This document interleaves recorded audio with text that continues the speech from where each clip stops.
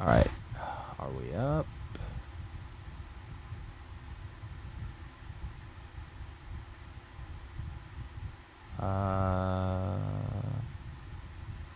So far, so good. Yeah, we up. All right. We are. All right. Well, I'll take that. Yeah. All right.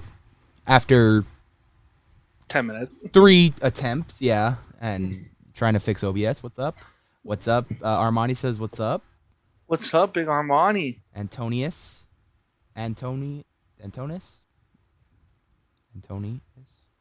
says hello. What's up? What's up? How's everybody doing? So tonight we are doing an editing live stream, but in between the editing, because these take forever to export, we're going to be watching Texas Chainsaw Massacre.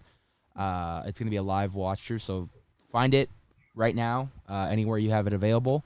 We're going to be watching it live on the stream later on. I don't know. You're not going to be here the entire time, or are you going to just try to be here as long as you can stay up? Well, I was gonna say 12:30, but I promised you a half hour of my time, so I'll be here till 12:45. We just it was I don't know what OBS has been doing that lately, but we were just getting that done. So you're gonna hear you'll hear Sammy's audio faintly in the background, only because it's gonna be going head to head with the audio of the not the OBS, the editing software. So F them. Just kidding.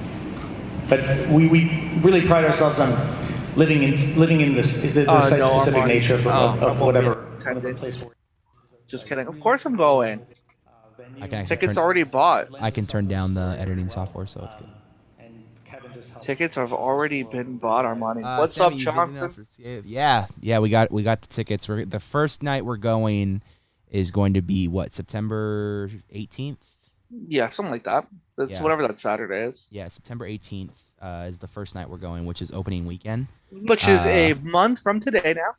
It is. Oh, by the way, she's probably not watching. I'm going to have to text her this, but it is Hunter's birthday today. Happy birthday, Hunter. Happy birthday, Hunter. Good old Queen Mary's Dark Harbor Looney. Ways that I don't even. I'll tell her happy birthday too. Comes up with unbelievable stuff. So, lots of very. So tonight we are editing the 13th floor panel. Images that you see. Let's go to the next one. Grandpa Simpson, move along. Okay. And one of the best. What are your thoughts on the rest of the HHN announcements that we got today for Hollywood? Trash. Just kidding. For anyone that knows, or if I've talked to anyone about this, I think I've made it public too when we first found out. But I'm a little disappointed Halloween 3 is not coming. I was really looking forward to seeing how they were to pull that off. Also, Terror Tram is a little bit of a disappointment too, because the Purge. Jabberwocky's not excited for them coming back. Bro, this will be the greatest show of all time. Fuck that. But I am excited for the scare zones. The scare zones sound pretty cool. So yeah, I'm looking forward to it. Should be fun. Armani said, "Nice, excited to see you, man." So yeah, I'm excited to see you as well, Armani. Logan said, "Show those feet." Those are just for you, Logan. You know that. Hey, you got to send me the day 2 pictures for Awaken the Spirits, by the way. I do. It doesn't have to be tonight, but preferably tomorrow. Or later today, should I say. The best thing about Delusion for me are the actors. If you've been to this. I will. Oh. Crop to fit. By the way, all the images you're going to be seeing in these panel videos were taken by the one, the only Samuel Martinez. Thank you, iPhone. Thank you, iPhone. You got a new one, didn't you, recently? You upgraded? Yes, sir. Hell yeah, man. Which one is that one? What generation? 12. 12? The 12. That's the newest one. Where'd you have last? You had the 8 last? Yeah. Still have it? Yeah, right here. Show. There it is. These are some of the most stellar actors in this immersive theater. I'm just saying, I think I got to get you a nice phone gimbal and so you can get some Fear Farm footage out there. You'll ever encounter. Well, you know. So this is maybe. 1953. Maybe I can get you on the. Hopefully, try my best to get you on the media list, and so you can get filming. Maybe, or you can come visit. Either or is fine. Either or. We have options. I gotta see, man, because I want to go visit during season. I mean, we went that last weekend, and I wasn't impressed with it, but it's because half of the fucking shit was already closed down, and they were super understaffed because it was the final weekend. So 3 is our year, so feel free to come in that kind of attire if you wish. These are some of the characters you may encounter throughout. Excuse my yawning here. Let's go to the next I'm a little one. tired. Lovely. you drink a bang. Lovely characters. No, I should go to bed in like a half hour. I will say this one is 12 and up, but it's still the scariest one to me. I had a bang before we went because prior to doing this live stream, we actually filmed a Knots video. Yeah. So. And it is a certified banger. It is. We talked about the new maze, and that will be out hopefully Thursday, Friday, depending how well I do with these Awaken the Spirits thing. These videos. I'm trying to even get up in the morning before I go to work to edit some. I started editing this one today, and not even halfway through it. So.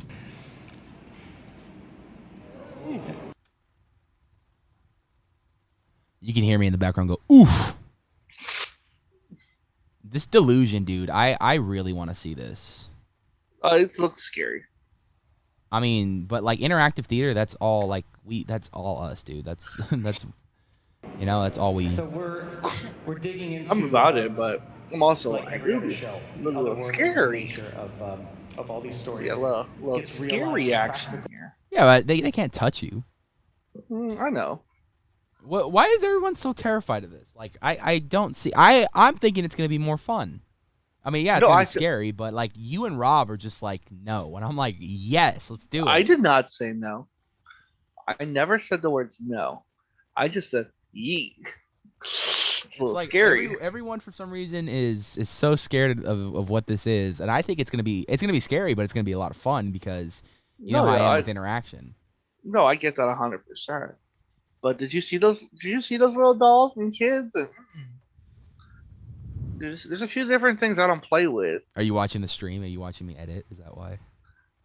No, I just I have the stream up, but I'm only looking at the comments. For really letting go. And looks like a lot of fun. I've never heard of Delusion up until Saturday, and now that I heard of it, okay, Sammy left me. Cool. It'd be like that sometimes, you know that stream? It'd really be like that. You opened it and I came. Nice. Let's see. Do you think we will see Grandpa in Texas Chainsaw Massacre Maze?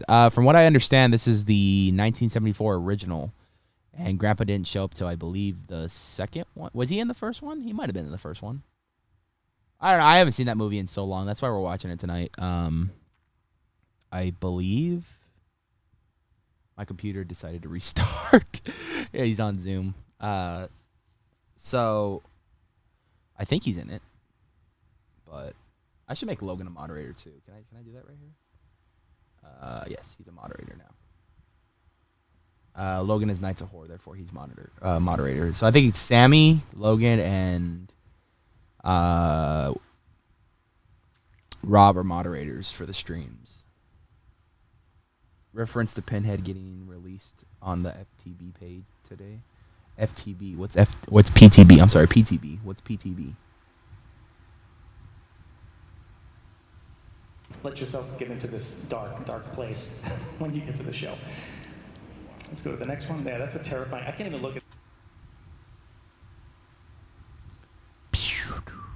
Screaming vengeance. That Judas Priest stuck in my head all day. That image, the guy with the mouth. Dead by Daylight public test build. Oh, so Pinhead might be coming to. Wait, Sammy, just go on your Instagram and do it. It's the same Zoom info. Are you doing it off your phone or are you doing it on the PC?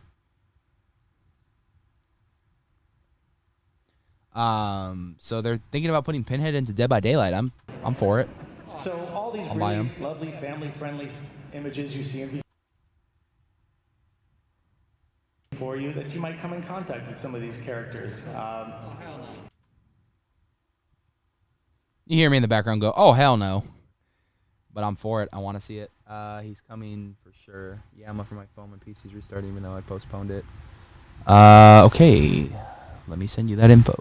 I'm gonna send it through Instagram again. Is that fine? Can I send it through Instagram, or do you want me to? How do you want me to send it? You can play him in the PTB. Is that PC only though? That's always been PC only, right? And God, I so badly want to spoil some of these things, but I can't.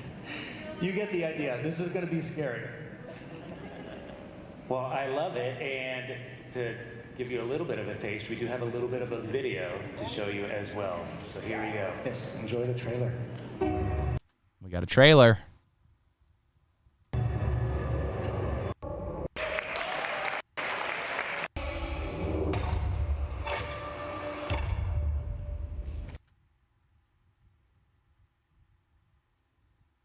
Where's that video? We took that video. I know we did. That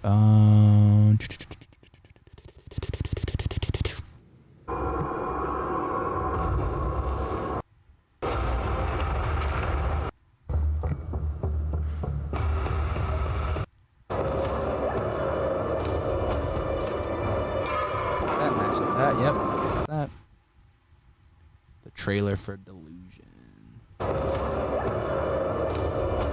So I'm thinking next time we do panels, I'm just going to record one camera facing that screen and then the other camera facing the panel. That way I can just sync them up and then do kind of like a picture-in-picture thing where I have one bit of footage on the top corner so you can see all the slides and then a bit of the footage towards the panel so you can see the speaker speak. It's just probably easier that way because it is a pain in the ass trying to figure out what goes where. I think the HHN panel will probably be a lot easier.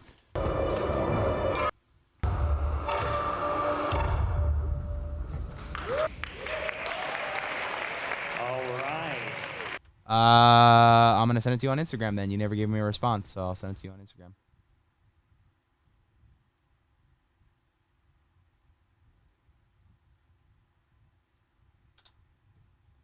There's that. All right, Sammy. I sent you the link. Okay. We're excited for Delusion. Get your tickets now. Yes, yes. Can I speak about that, Chris? The tickets? Yeah, actually, I know that a lot of people tried to get tickets that couldn't get. We very quietly. It's good. It's good quality with the Sony cam. I'm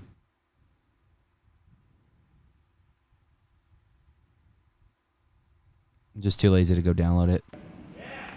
Very cool. I got a lot to edit, so. Okay, we're gonna turn the page. We're changing gears now, and we're gonna head over to the hayride. The hayride. England. Fall weather. There's a chill in the air. People are bundled up, sitting on haystack. John Cook has been so quiet here, John. Sorry. Mr. John Cook, the author of the cookbook. We got some cookbook up in here, Sammy. Hey, we back. John Cook. Johnny boy. The cookbook is the unofficial Bible of the Knights of Horror. Unofficial Bible. Cook 316. 3 green lights. 1 man. 6 fog machines. Makes the ultimate effect that we all know and love. That we've seen at multiple events in the depths at Hayride in 2019 for the Falls Lake. I mean, that's maybe it'll come to Fear Farm this year. Who knows? Who knows? Would you be genuinely happy if that came to Fear Farm? You'd be like, cookbook, bro. There it is. a pretty big responsibility. You're just gonna get a random FaceTime call. Or, Well, it's still going well, I can't even FaceTime to set up the entire event. Start. I'm just gonna get a random video call from somewhere. Each and every one of you. There's nothing that myself and my this. Is this all your footage? Oh, I'm not even on the pictures. I'm an idiot. That's all the footage I recorded. That's okay. One for this season. So when I took. I gotta mute this clip. When I took this job. John Cook, man. Johnny boy. And Chris brought it to me. He's like, yeah, mostly we're going to focus. Can you talk a little bit about what that job entailed? My team from. Dude, Ted, I don't know what it is, man, but he's got the fucking Awesome like voice. something. Yeah, his voice is just so soothing. Is it just me or like? I think it's a sick voice. He's got a good. He's a good speaker. I'm gonna answer your question here, Johnson. Awesome. Arizona's good, bro. Or Chris handed I'll us call keys everyone, to a bro. 100-year-old Regardless, prison the in gender Chicago. neutral term of my Still book. working to develop. It's sick, enjoying it. I was just out in California enjoying the waking the spirits, but back home, relaxing, getting ready for The next trip. the next trip. He's got like about a month home, and then he's coming back to California for another fucking go at haunt season. And then I'll take a And month then he's off. got another month home, and then he's coming back for another trip to haunt season, man. I mean, the guy. I mean, how long have we been playing? We've been playing this most of the summer already, though, huh? Yeah. Like Rob's birthday. That's the next time he's coming back in October. We're gonna be doing like a birthday vlog with Rob at Scary Farm. Yeah, and we're gonna eat a lot of food. We're gonna eat a lot of. Well, I'm excited to get that footage because we've never done the buffet, and we've always wanted to. We tried doing it in 2019. We just didn't have the funds for it though. But this year we're gonna get to do that, and I'm super excited to do that this year. It's gonna be a lot of fun. With a really amazing team that's pieced together from Creative Collection. I would love to go to Chicago to see that haunted prison attraction, dude. That looks so badass. It does. It looks super sick. Especially because it's in an actual old prison. Yeah. Around the country. That's haunted. To work on themes and maze overlays and new attractions. Have we played the other HHN Roblox? We've played some of them. Yeah, and I think a couple weeks ago I was just bored one morning and no one was online. I think it was like 10 o'clock, 11 o'clock in the morning. And so I just was bored. I was like, I'm going to play some of the HHN events, and I went through it some more. From what I hear, they're not doing it no more. What? Yeah, it's done. I think it's just too much work for the guy who runs it, which I don't blame him because I tried building a Roblox map, and it is just fucking... I don't know how these guys do it. It's not a nightmare. It's just... It takes a lot of time to do it. Especially them designing a maze at like really good quality. So platform, which I believe is 15 locations across the country. You made a comment. I think that's why they were doing like the summer of HHN, because they were just kind of celebrating all the years. Fuck, they've been doing it for, I think last year was like the 5th anniversary. So yeah, a bigger sandbox cool and more things to do. So I just wish he would just pass it down to someone who really wants to continue doing it. Johnson says, Sam, have you heard of the news about Dead by Daylight losing the license for the Netflix Stranger Things? I had not. I played Dead by Daylight, but I'm not super avid into the news of it, so that is news to me. Yeah, they lost the licensing, and from what Johnson told me last night, you only have, I think, until today to buy it, and then after that, you can't buy it no more. It'll still be in the game, but then they won't be selling it. Oh, wow. So I already bought that like when I first got the game because I buy, you know me, I buy all the IP stuff. Yeah, I don't spend money. I wonder what the mix-up was that with. I wonder if they asked for money and they just didn't want to fucking fork out the rest of the money for that. So they're going to be taking away the Hawkins Lab map. Thank God. You don't like it? I hate that map. I like the scenic view of it. It's really cool. Well, before we get into like the It looks creative nice, and writing phases for any of these attractions, we land on a concept. And what better concept for I could never Halloween find generators than on an that map actual for good any old-fashioned hayride. And I always kind that's of why looked I at don't like hayride. It's more of kind of like a And I get Midwest lost. kind of I'm like, thing, where maybe am I? East Coast, New England. What's your favorite Texas Chainsaw Massacre movie? I'm a fan of the original, honestly. That and the reboots from 2003.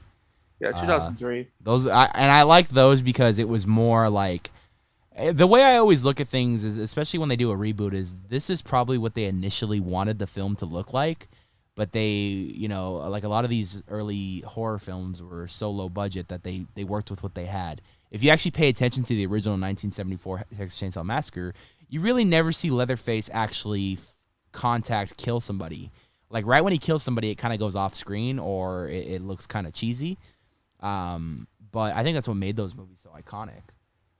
So I'm excited. Yeah, but I have to, and that's why I like the 2003 reboot, because it really opened up the door for kind of that gore horror before Saw did it. And then Saw kind of upped the ante with their film. Yeah, when they put some on the meat hooks.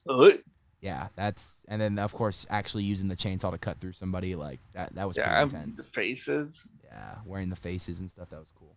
August 18th is when the sale begins, up to 60% off the content. November 17th is the last time to purchase the characters. All right. Will said, "Hey yo boys, how's it hanging?" Living the dream, Will. Living the dream. I'm gonna make Will a moderator too. I'm just making any Knights of Horror member moderator. That way they can keep up with it. Will, you're gonna have a blue name now. Let's see. Johnson said, like Tony said, they scrapping Hawkins just like Murdy scrapped Beetlejuice. We don't talk about Beetlejuice without tears. Well, I'm gonna get to see it this year. Well, it must be nice. You had your opportunity. You just couldn't get the time off. I know. And I still extend the offer. Like, the hotel's paid for. You just have to buy your flight and your tickets. That's it. Let's go blue name. That's right, Will. Blue name. Let's play my game here. Yeah, I don't know. For all those who stay up late, night owls like ourselves, or at least like me, I think speak for yourself. I was gonna say I think I'm the only one of the Nights of Horror that will literally pull an all-nighter if I have to, and I have done it many times. I am just a night owl. I work better at night. I get more creative at night. And fall weather, there's a chill in the air. People are bundled up, sitting on haystacks, drinking apple cider type of thing. Sleep.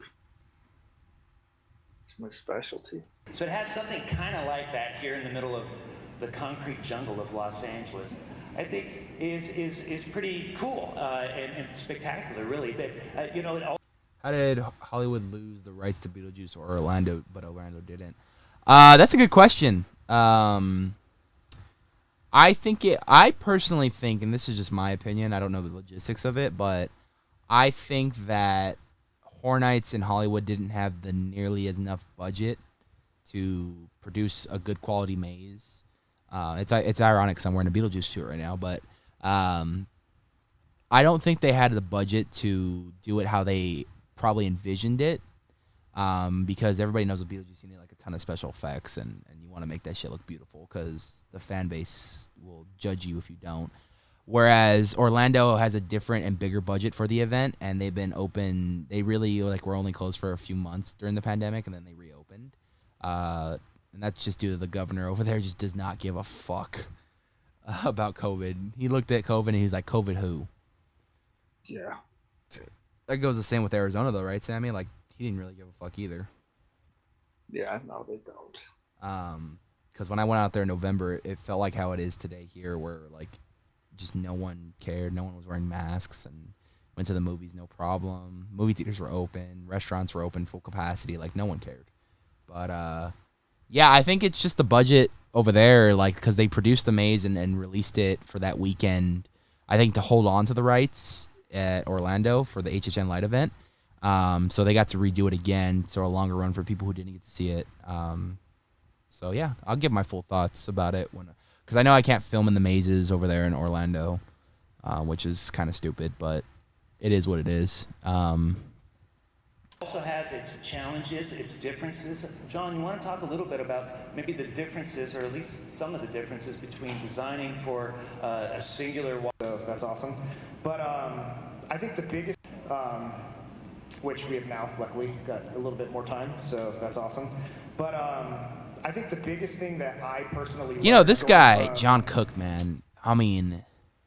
This guy. Talk about talent, dude. I mean, the guy goes over... does a whole fucking prison-themed haunt in Chicago, finishes that, is back and forth between Arizona and San Antonio right now, working on some 13th floor stuff there, and is getting fucking hayride prepared, man. Like, and I know it's not just him. He's got a team of people in each location, but the fact that he's flying everywhere to get all these things done and kind of overseeing everything, talk about talent, dude. Like, I wish I can do that. Will said, let's really hope they're just pushing it to next year because I need me a Halloween 3 and Beetlejuice maze. Halloween 3, I can speculate more happening next year than Beetlejuice, only because it's looking like Horror Made Here is coming back next year, and I can easily see them jumping on that Beetlejuice ride because they own that property. Johnson says, will Dark Harbor return next year, in your opinion, Sam, Tony? So here's the thing. And that's a famous Rob quote. So here's the thing. We went to the panel this past Sunday at Awaken the Spirits. And basically at the end of the panel, they say they already have plans for 2022.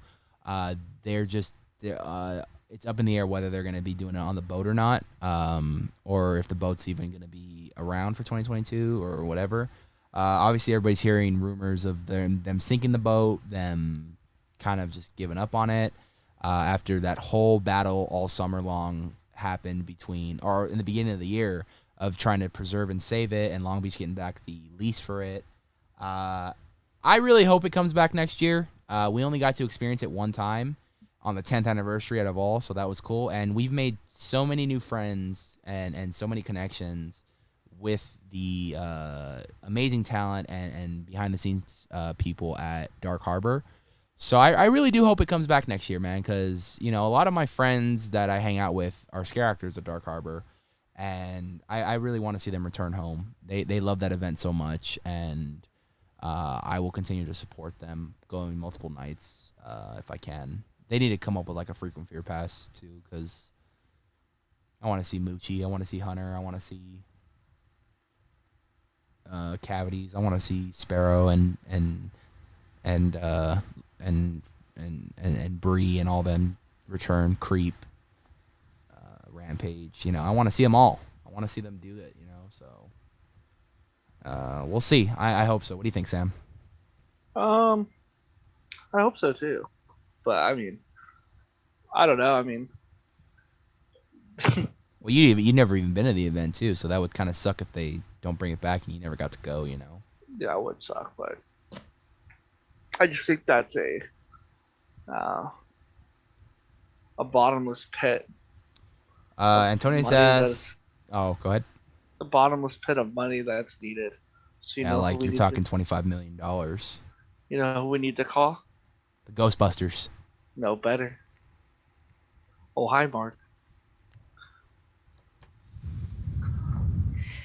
I mean, where does he get the money from? We don't know, but we don't know. It's a bottomless pit. Bottomless pit, according to the Disaster Artist.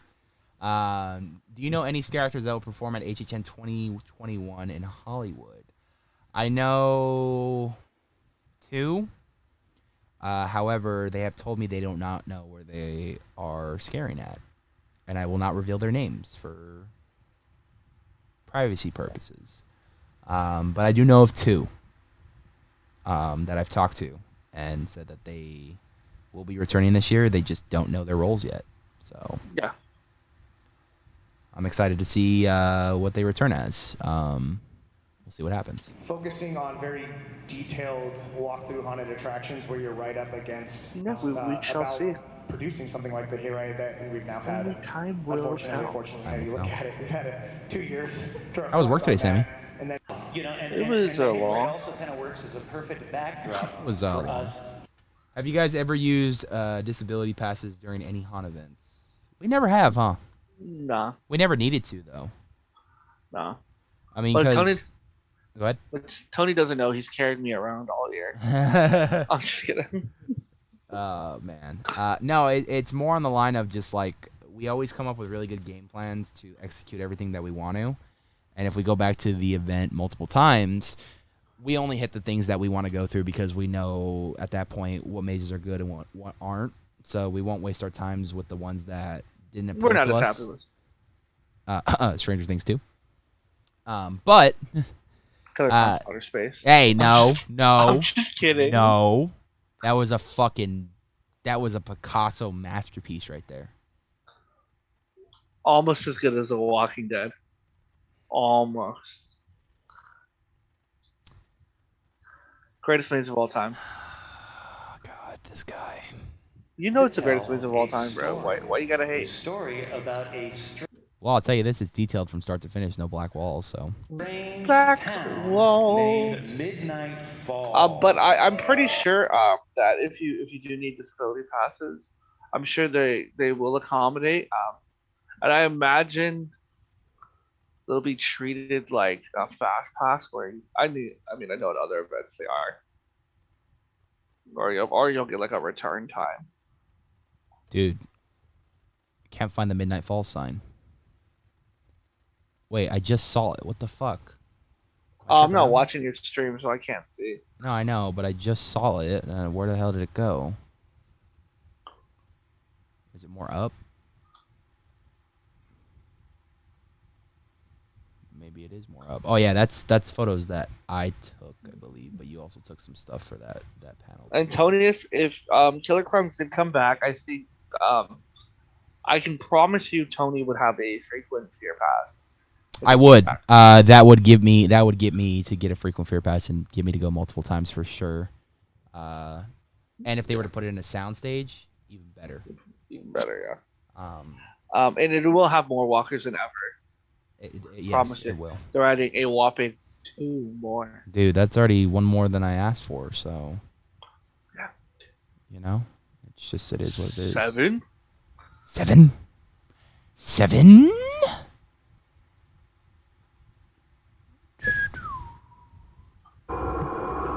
There's that. New England. There's that. To set up the entire.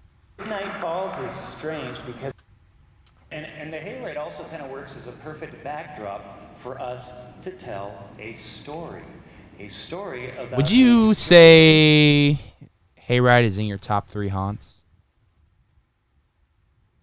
Yeah. Well, I mean, I've only been to like 4, so. Well, you can count home haunts too. Oh, home haunts too. Because it's a haunt. It's usually one maze, but it's still a haunt. But I also haven't done as many home haunts as you have, because you got to do a lot of them, a lot more last year. It was a lot harder to come out here with COVID going on at the height of COVID right there. So. Yes. And we weren't vaccinated at that point. I mean, just the idea of like Midnight Falls and stuff though is really cool, you know? No, I agree. I like it a lot. I'm excited for what they're doing this year. Yeah, there's a lot of stuff planned. Because the 2 mazes I like are staying, and the one that I wasn't so happy with is Bye Bye. So. Which one is Bye Bye? Can't even think of its fudging name. Roadkill Ranch? Roadkill Ranch, yeah. Are we for sure that that's leaving? Yeah, they didn't say it was coming back. This is true. They said that there would be 3 mazes: Trick or Treat, Midnight Mortuary, and the diner one. That one sounds fucking bitchin', honestly. That sounds like a great concept. What do you think? Oh, I agree. It's gonna be sick. The fact that there's like multiple areas to go and then you can actually get lost in it and stuff, like that's fun. Hell yeah, baby. We about to get lost on purpose. Yep. Mute that. But I kind of felt like Roadkill Ranch also had some places to get lost, or we just ended up backstage on accident. Roadkill Ranch? No, I think we were going the right way. No, there was a couple of times where there was multiple paths. Oh yeah. I know what you're talking about in the beginning. Yeah. We did at one point. We were like, "Oh, this isn't the right way. Let's go the other way." That's going. Will said, "Come on, you're telling me Roadkill Ranch wasn't the most terrifying and intense maze you've ever experienced?" What made that maze is the fact that we know Manny was working in it. Yeah, we didn't know part, the back end was cool. The big haystack needle or. Well, that part was cool. It had a lot of potential. There just wasn't a lot of actors. But as you go back in, it's always because there was finally actors at the end. Well, the thing about that too, I talked to Manny about that. He said they were like super understaffed in that maze. That's why there wasn't nearly as much actors that there should have been. Yeah. Halloween festival. But Manny was at and the end of the it's maze. I think always he was in the pig Halloween mask. night. Yeah, And right so when you when came in guests back arrive into to the inside. event, Towards the they end of the walk maze, right yeah. into the middle of the Midnight Falls. Weren't they promoting Sabrina the Teenage Witch too? Like for Netflix or CW? I don't remember. Well, Sabrina was on Netflix. Yeah, that might have been it. Because I All right, well, remember they were doing something, but are you out of here? I was gonna say if anyone has any last questions, I'll give you Last 5 more questions, because Sammy is getting off for the night to go to sleep. minutes. I will still be on here for some time. I'm gonna finish this, then we're gonna start Texas, which I should get my Xbox on so I can Watch it. watch it. Yeah. Texas Chainsaw Massacre. I will be putting it on my Vudu because I have it on Vudu. I have Nice. the 40th anniversary edition. Ooh. Came out in 2014. Yes. How do you know that? Because I think the original came out in 1974. Oh, it did, but how did you know that? Yeah. Oh, yeah. Yeah. You know math. I do math. That means in 3 more years, that fucking movie turns 50, dude. What an iconic film, right? John Landis, man. Wow. Was it John Landis? No, it wasn't John Landis. I have no idea. I'm ready. Let's see who directed. See who directed it real quick. M. Night Shyamalan. I'm just kidding.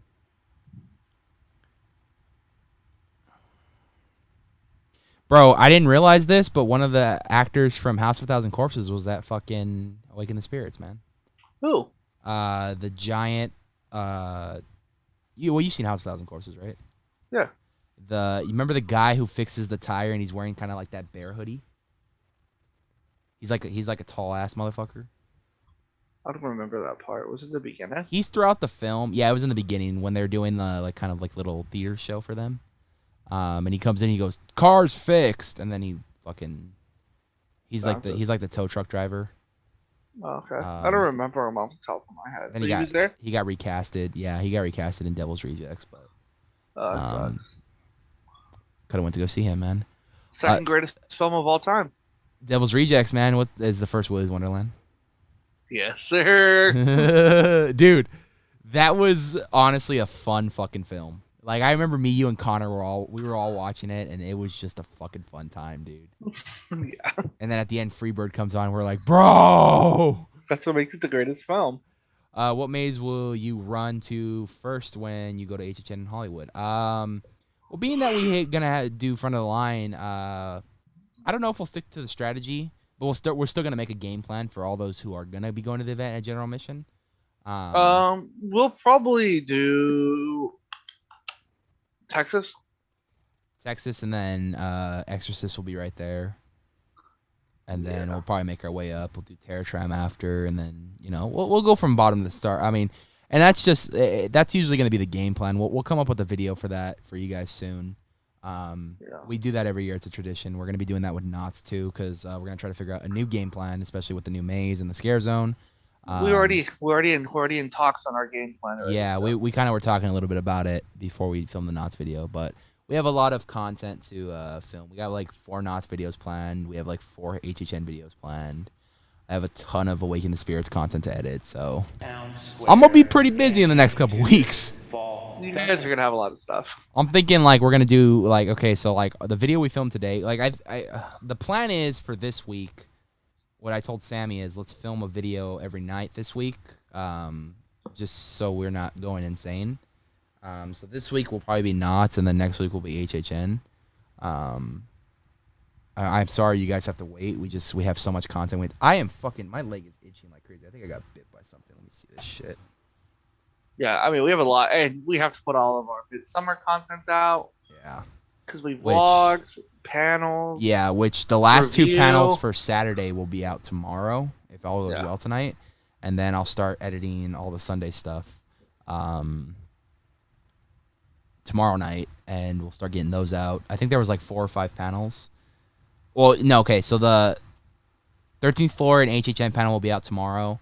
And then tomorrow's Wednesday. Thursday, I'll put up the Home Haunt Night 1. And then maybe I'll do Home Haunt Night 2, just so I have those 2 out. Yeah. And then we have the Resident Evil Village panel, we have the Queen Mary panel, and Six Flags. Six Flags panel, which will be out probably Friday if everything goes well.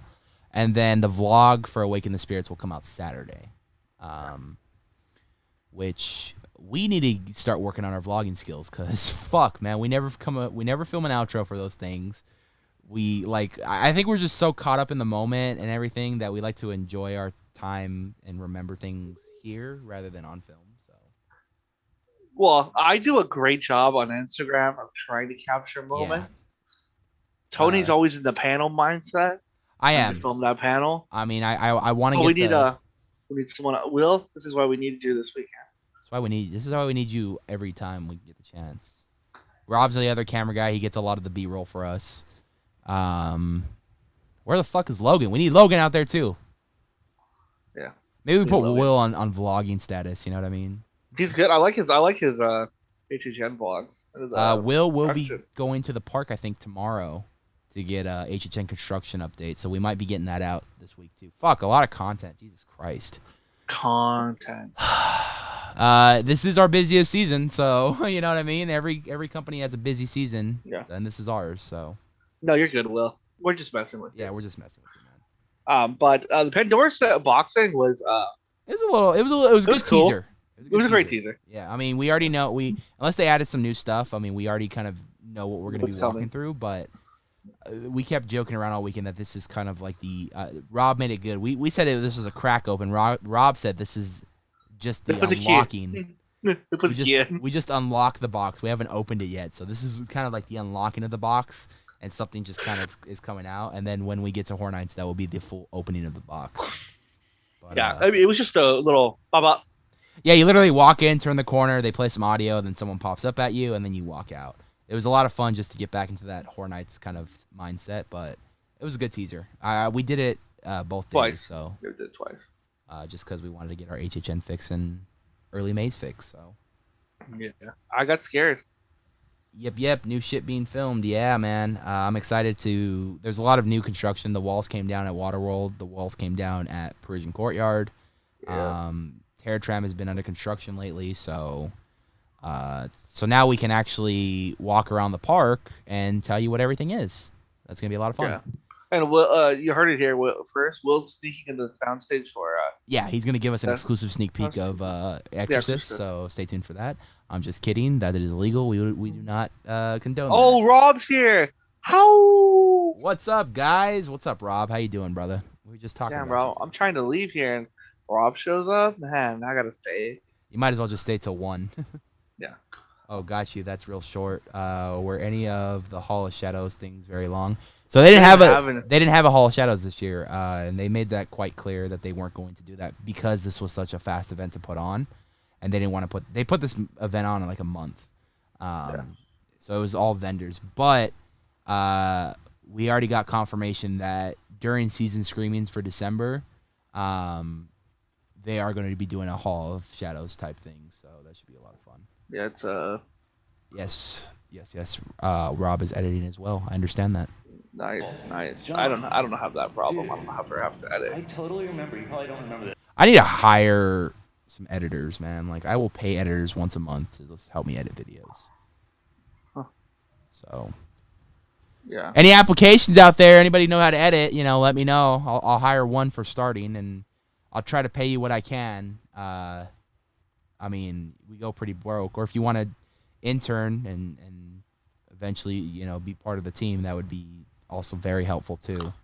How much are you gonna pay a video? $5? $5-10. We could start, but it would have to be like a once a month type of pay because that's when I get paid. So depending how many videos you do a month, so have Sam do it. Hell no. You had told me you wanted to learn how to edit. I did, but that was prior to me working 10-hour shifts. Yeah, you work 410s though. Yeah. We work the same hours. So? It's just I have to work an extra day. Yeah, that sucks. I need an editor, like someone, like I'm not even kidding. Like I will, if you can do it for free in the beginning, or if I have to pay like $5 or $10 a video that you edit, like I will do it. I just need someone to put like, show me some stuff that you've edited, and yeah, a piece of string, a battery, and a nickel seems like a pretty compelling wage, I'd say. That's about right. No, I honestly will start, like if you could do it, if you're willing to intern it and kind of do it for free, that would be a big help. But if I have to pay you like $5 or $10 a video, depending on how many videos you edit, like I will. Maybe we'll start at 5 just because it's a reasonable price, and the more you edit, the more you'll get. So if you edit like 10 videos in 1 month, that's $50. It also depends on the length of the videos too. I think it depends on the length of the videos. If it's like a panel kind of thing where you got to add images and stuff, then yeah, like $5 a video, $10 a video maybe. Doesn't mean that since I'll have an editor that I will not edit myself. Like I'll still be editing too, but I like the way I. It's haunt season. That's a problem. It is. It's mostly haunt season, and it will be probably more of a seasonal thing for the editor, where we'll start you off with haunt season, help us edit videos so we can get them out and make deadlines and get them out quick. But yeah, I may bring that up in a post. Maybe I'll put something on Instagram and see if anyone wants to help out for the channel. Because honestly, like, no disrespect to my crew, like everyone brings something to the table when it comes to this Nights of Horror crew. Sammy and I, we have great chemistry together. We've had for years, so we know how to go back and forth on videos like May's announcements and stuff. But and then Will, he brings his knowledge of Horror Nights to the table, which is a lot of fun. Rob brings his knowledge to other haunts to the table, and is great. He's more of a behind the scenes guy when you see him at a lot of events, so he does a lot of camera work. Logan brings his knowledge of horror because he is very knowledgeable in the horror community as well, so he brings his knowledge. So everyone brings something to the table. Yeah, he knows more. He knows more about horror films than I think all over. Now I need someone for behind the scenes for editing because, I mean, it's fun to do and it's a lot of late night work and stuff. But it's something that kind of burns me out during haunt season was trying to get everything up by a certain deadline, and I hate missing that shit. So. Yeah. Will John Murdy have a cameo in a maze this year? Yeah. I guarantee it. He probably will, but he hasn't mentioned anything yet, so. Well, he does have a cameo already. Watch our HHN panel for more. Or I can just tell you. His name's on the... That's an Easter egg. It's not a cameo. Cameo is, like, in the past, he's made himself, like, seen on like a TV thing or something. So yeah, Halloween 4 window projection, right? Yeah, true. Oh, that's true. Yeah, like walking by and stuff. Yeah, he films a lot. And I think we'll see Bandaged Michael again. We'll see what? Bandaged Michael. Oh, in the beginning. Yeah. Was that a question? That was a question. Yeah. Oh, I'm on top chat. I'm not even on fucking live chat, so there's probably more people. What a noob. Yeah, exactly. You haven't missed anything else. I just missed that bandage one. Yeah. Yeah, top chat. I don't know why they always do that, but yeah, it's if you're like big time, and you got like lots of stuff coming through. But we ain't like that. We young, dumb, and naive. Oh, and broke. I'm gonna leave that in the chat and make that like a pinned comment. Need an editor. Looking for an editor. DM if interested. Short and sweet. We'll talk logistics, and I'm gonna have to see kind of like a video that you've edited, just so I know that it's in good hands and whatnot. Not saying everyone is horrible at this. I just need to know how you edit it. That way, I can kind of look at it and go, okay, that could work out because. We want to make the quality of the content as best as possible for you guys so you guys can enjoy it. So, I forget, did either of you guys see the Texas Chainsaw Massacre maze we're getting again when it was at the event? You saw it, right, in 2016? I seen one Texas Chainsaw Massacre, 2. Blood Brothers, I think that was the only one. And then they did Titans of Terror. So, hey babe, Thank you, Rob. Rob. Hey babe, going out to find editor. Tony Going to editor. Regal. Going to Regal. Babe, going to Regal. Oh God, that's an inside joke. You got to be there. If you know, you know. If you know, you know. I remember we were driving around. I don't want to put that on Rob, like to have to edit, because I'd rather him edit stuff for his own channel and Boo Bros, and then just send And his me, other his channels. yeah, and on the fence as well. That's already a lot on his plate for him. So I don't want to put another responsibility on Rob. I'd rather him build up his channel and help build up Boo Bros. I'd rather him just send me footage and stuff. So, who is the Tim tracker of the West Coast, if any? Probably Justin Scard. No, I don't know. I don't watch people really, to be honest. that kind of style content though is more Justin Scard. I've never watched Tim Tracker. It's a family-friendly channel, and Justin's nighttime. We were driving in your old car, your last. They are a family-friendly channel, but don't get me wrong. But they have their own style. For that's why. this event. And I remember, like, all right, well, it's 1 a.m. All right, Sammy. I'll see you tomorrow night for another video then. Yeah, what are we filming tomorrow? We can either do most anticipated list for mazes or scare zones, or we can do a game plan video. What did you text me? You texted me like 4 video ideas. Did I text them to you or did I Instagram them to you? You texted it to me because you just hit me out of the blue like, hey, bro, I have this idea. And I was like, shoot. Okay, so you said new maze, anticipation list, game plan, and ticket options. Yeah. Maybe ticket options tomorrow, since those just came out recently. Yeah. That'll be more fresh information. And then anticipation lists. Yeah, we can wait on that one. Game plan. Because I feel like we have to shoot shorter videos because you're probably going to be doing another stream tomorrow.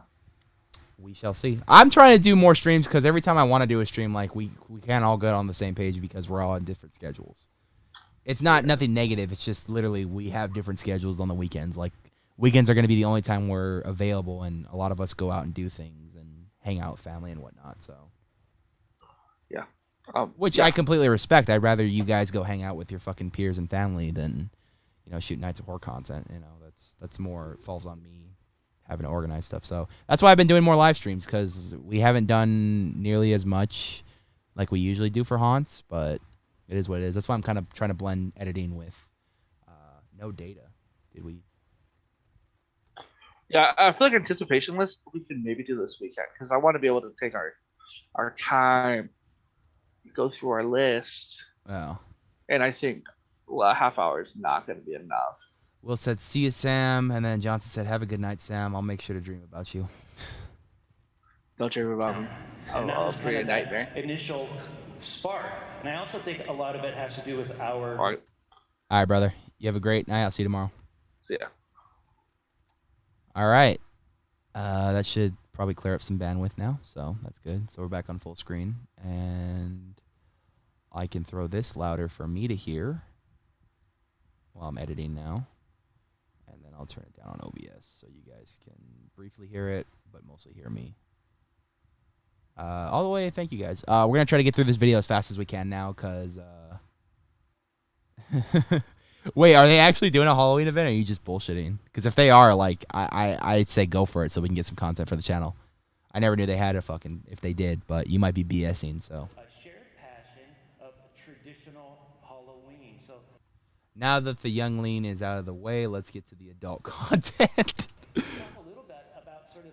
Actually, in reality, Sammy is older than I am by a few years, so I would be the youngling.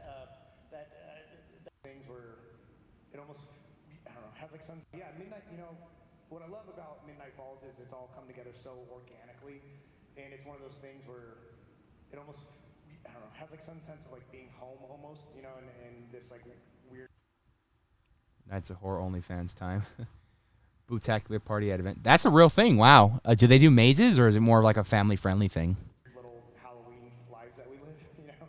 So I think that's kind of what, to me, ultimately, Midnight Falls represents is the love for Halloween and being able to create it as well. So that's kind of the way we wanted to approach this, was make sure that Midnight Falls feels like a living, breathing town. And I think it's something that we're able to build year after year. And that's what's such a great concept is we can visit different areas. Oh, fuck. I just realized that my camera is now not... You can't even see me now. I apologize for that. Is there a way I can figure this out? Shit.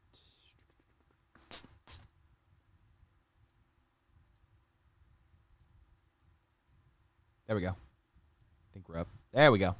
We are up. Cool. All right. Sorry about that, guys. I kind of missed all the hayride stuff. Is the event going to kind of return to normal? Yeah, it actually is going full-blown normal. They're having the hayride and 3 mazes and some new stuff coming this way. So, yeah, and if you were at the panel, they gave away free tickets again this year, so that was a lot of fun. So we got a free ticket to hayride, Rob, me, and Sammy. Is it in Griffith Park? Yeah, it's going to be in Griffith Park, but it's not going to be at the old zoo. It's going to be back at a new location somewhere in Griffith Park. So, for the kids, trick-or-treat trail and a family-friendly spooky train. Right, a little maze trail, not scary, spooky for kids. Honestly, dude, if you want to cover that and then send it to me, I'll put it up for like a family event kind of thing because it's Halloween-related, and maybe we can gain a new audience from that. Usually we are pretty like PG-13 R-rated with our things, but I will do something for a family thing. And I don't think a lot of people cover that park, so I would be willing to put it up on the channel as kind of like one of the first to maybe get some coverage from there and maybe get you media. I don't know. Castle Dark, 3 mazes, and 4 scare zones. I'm excited for that, dude. Different characters, and it can always be evolving. We had 3 walkthrough attractions, and then in 2020, despite the changes in the world, people were still. It was.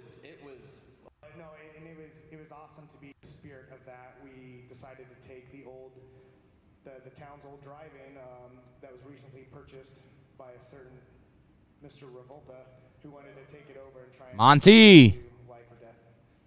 Oh hell yeah, that's fucking awesome. Yeah, dude, it's gonna be cool. Drive-in movie theater, but like on steroids. But guess what?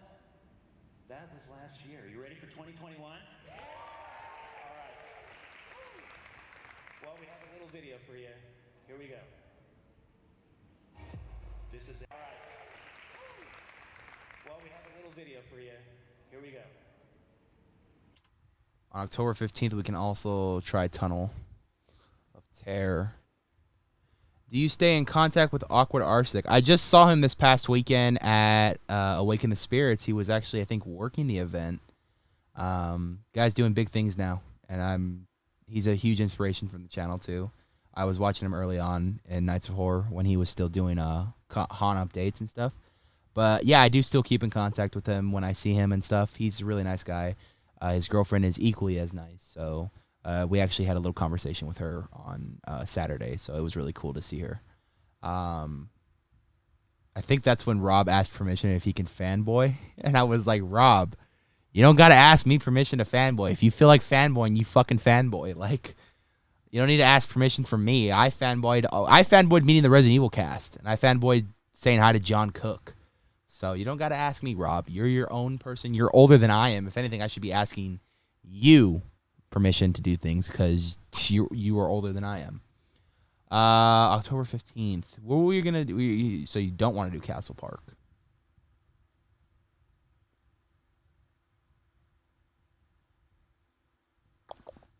I'm going to try to do like 3 haunts in one night. Fuck, that's going to be a night. That'd be a great night, though. I geeked out when I met him. Yeah, dude, it's Awkward R6's fucking cool guy.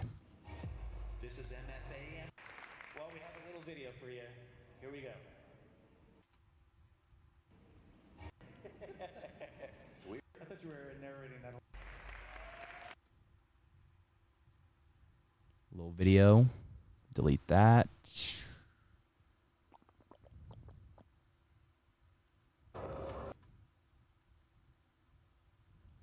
This is MFAM. This is MFAM Radio, and I'm your host, Jack Vincent, wishing you a happy Halloween. If we can do it and pull it off, yeah. I mean, ideally, then it would be like we'd have to get the first drive-through for the haunted car wash, which is out in Long Beach.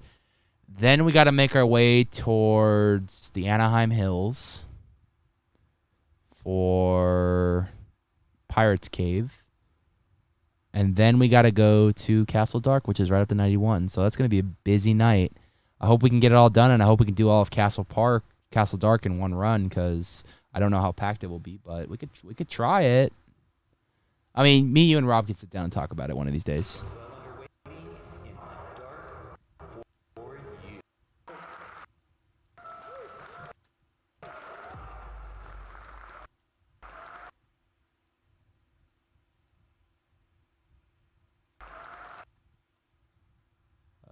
Expand that a little bit. Delete that.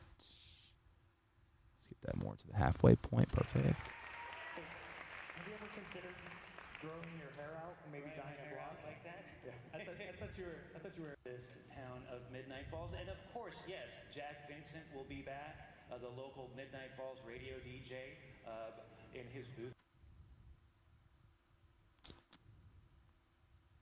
Midnight Falls radio DJ. Jack Vincent will be Whole thing. It's weird. So, the spirit of Halloween is tightening its stranglehold on this town of Midnight Falls. And of course, yes, Jack Vincent will be back, the local Midnight Falls radio DJ, in his booth broadcasting from MFAM radio. Do you believe in the paranormal? Of course I do. And it's very real. Just as a little side note, part of the inspiration behind having these radio broadcasts going throughout the event, John and I mean, we're huge fans of John Carpenter's The Fog, if you've ever seen that.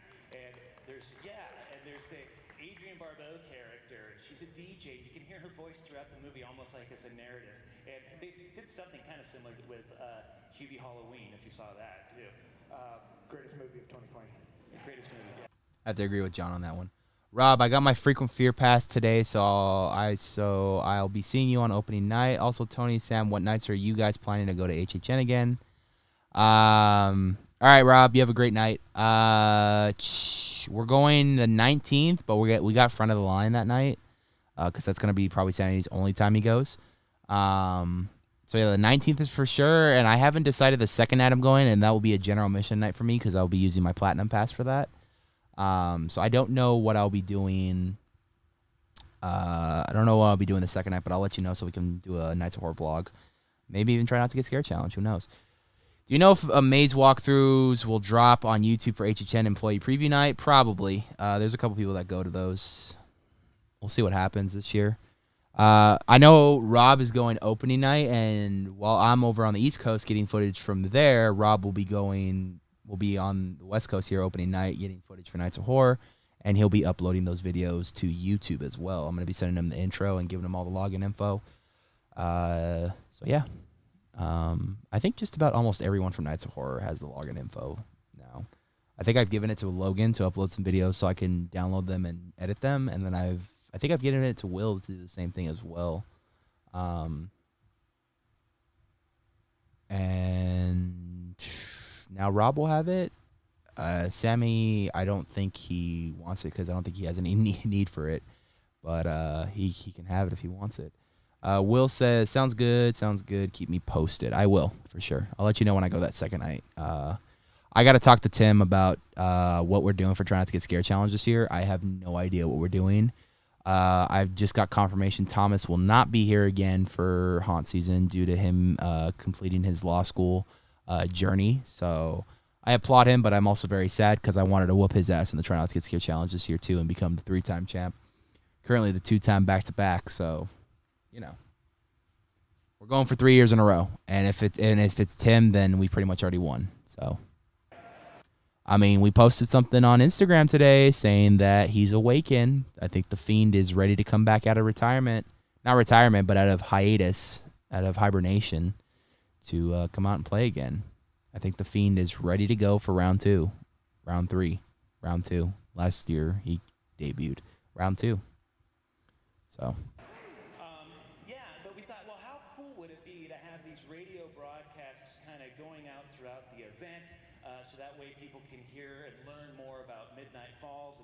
happenings around this place and this festival.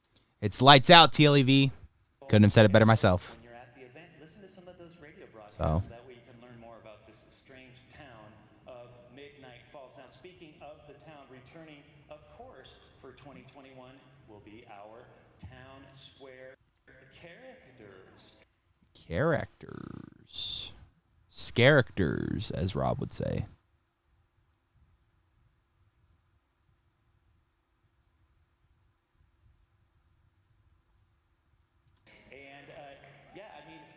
These are the kind of your stereotypical small town like Mayberry. Josue, I'm assuming still a little tied up, huh? I don't know what his plans are for haunt season. Now him being a father, I wouldn't blame him if he couldn't really go to too much. But if he can get out to 1 or 2 haunts, then it'd be great to have him on board for trying to get Scare Challenge this year. Trope kind of characters, but we'll see what happens this year. I got to talk to the boys and see what's going on this year with haunt. Usually me and Tim do a lot of stuff. That's always been, that's the one and only time I get to hang out with TLEV throughout the year, is during haunt season. So Tim told me the same thing. He's going to get the frequent fear, and whenever I want to meet up, and I'll let him know. So we're trying to hit a lot of haunts this year, though, man. This might be the most haunts we've ever hit in a season, and it's going to beat last season, obviously, but this is going to be the most we ever hit this in the season if everything goes as planned and we can get our tickets to everything. We're trying to, like I said, hit all the major haunts in the beginning because that's when most of them open. That way, by the time come towards end haunt season, we can start hitting up the home haunts. That's usually when they open up mid to late October. So. Stricken by Halloween. John, let's talk about our town square characters. So allowing us to sprawl out a little bit more and expand beverage and more the voice narration that's kind of interact with the characters. I urge you guys take a minute. Ted's really, really great at is being able to dive into the stories. Kind of midway area of the event. I've never really considered it like a scare zone. Actual reaction would be everybody would run away from them and interact with these behind Midnight Falls, and that way you become part of the adventure and part of the story. Is complete without its mayor. And we have a new mayor in Midnight Falls this season. The one, the only, the late, the great, Monty Revolta. I'm so happy that creatively they thought about Monty Revolta being the fucking mayor. That is so hilarious to me. And Monty is now a staple at the Hayride. And, last year with the pandemic and the drive-thru, he was honestly one of the funnest parts of that event. Let's talk about how much we love Monty. Yeah. I can't say enough of the mayor, and he's just... We've got our town square characters locked in. We've got Monty locked in. So let's talk about some of our walkthrough attractions. First up, This video is almost over, and we'll get to Texas. Of the Midnight Mortuary. Yeah. Do we have footage of the Midnight Mortuary?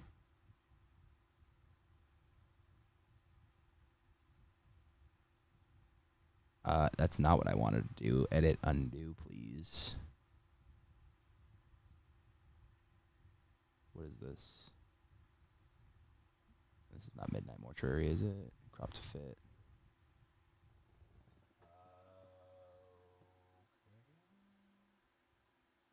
Midnight Falls something facade. General store. Okay, that's the general store. I didn't know they were having a general store. I guess I wasn't really paying attention, huh? I got more photos though. Let me see. Sammy may have got them. Midnight Falls Mortuary.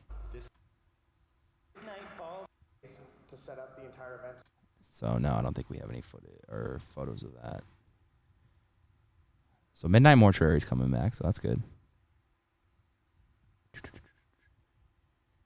And I think my girlfriend's gonna cameo in the vid tomorrow. That cool? I don't care. It's up to you, man. That's completely fine with me. Look at Will trying to get a free shout out. Very slick.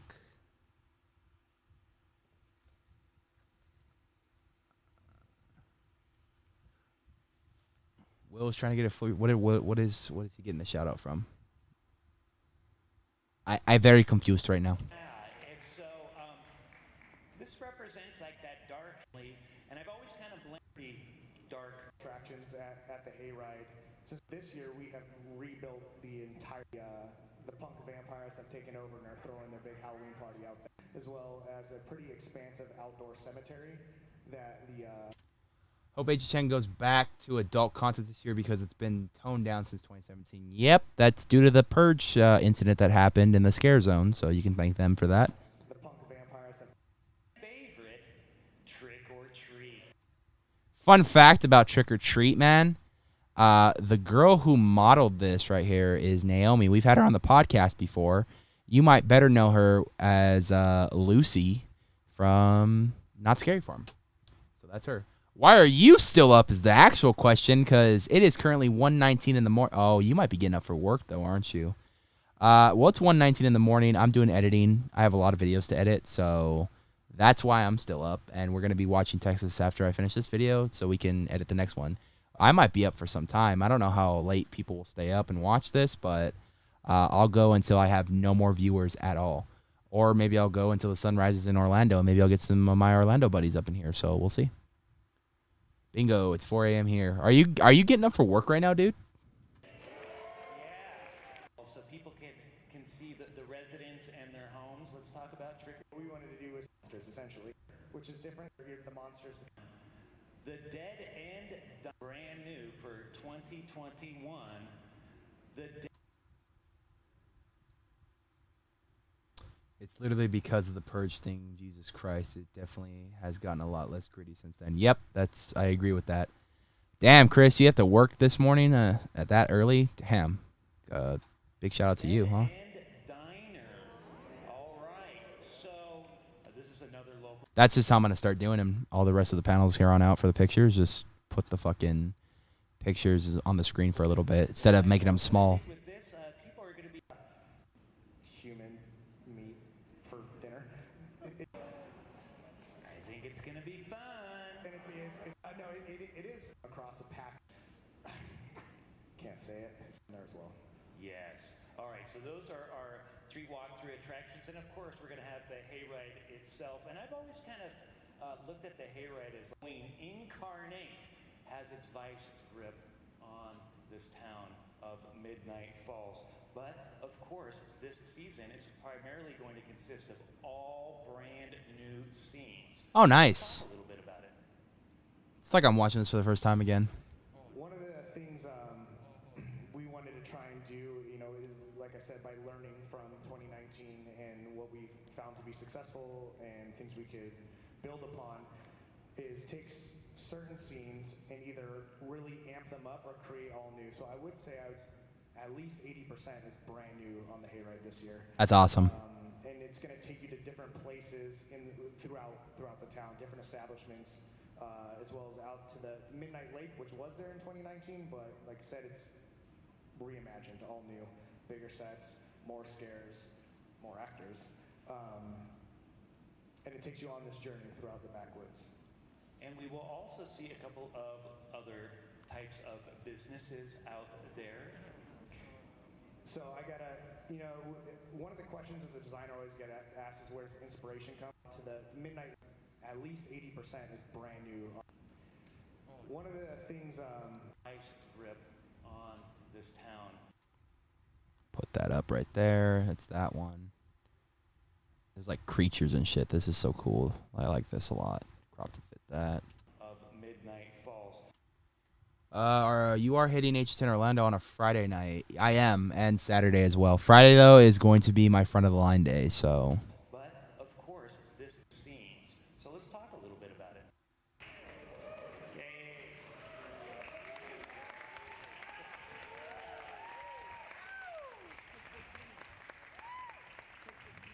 He said, Dad, it wouldn't be so cool on the haunted hayride if you go into a pizza place and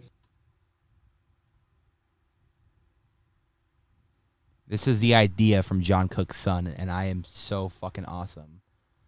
I think that's so fucking awesome that he took an idea and inspiration from his son. that comes to life and attacks you. Said, yeah, that would be pretty cool. Let's do that. So yeah, just as a fun little note, inspiration. Love it. And so those are pretty much the attractions that we're going to be having for this season. But we've been hard at work on some other elements throughout the event, including retail spaces. Let's talk about the general store. Crop to fit. I'm going to crop that even more so I can just get that area of the thing. Let's see. Do about that. And let's put that there. Rise this up a little bit. Perfect. Let's see how that looks. Oh, beautiful. Wow, that looks great zoomed in. One of the things we want to do is every year. Let's expand that up. Expand this down. Perfect. Is continue to build. We don't call it that. Front of the line. Express. I'm sorry. Fuck. Onto the town itself and make the entire experience become. John's on a mission. Feel like you're out there as a whole. Listen, that is pretty much what we have lined up for today. We were going to do a Q&A, but we're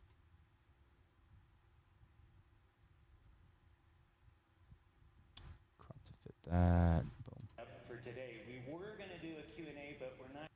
But we want all of you to come out this year. For events, and as we say in Midnight Falls, Happy Halloween! Thank you, everybody. All right, that's done. Let's export that.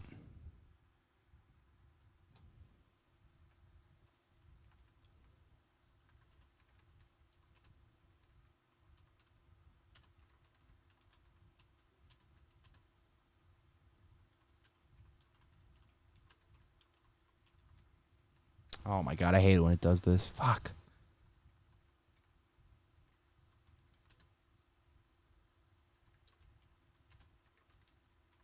Delusions and LA Haunted. Hayride. Awaken the Spirits. 2021. Perfect.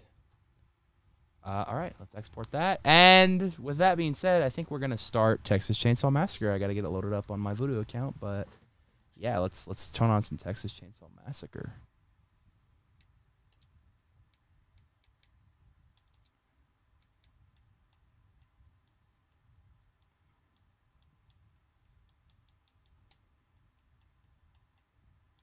Apex downloaded. I gotta play some Apex Legends. I've never played it, and I want to. Let's get Voodoo loaded up. Let me log into my Voodoo account.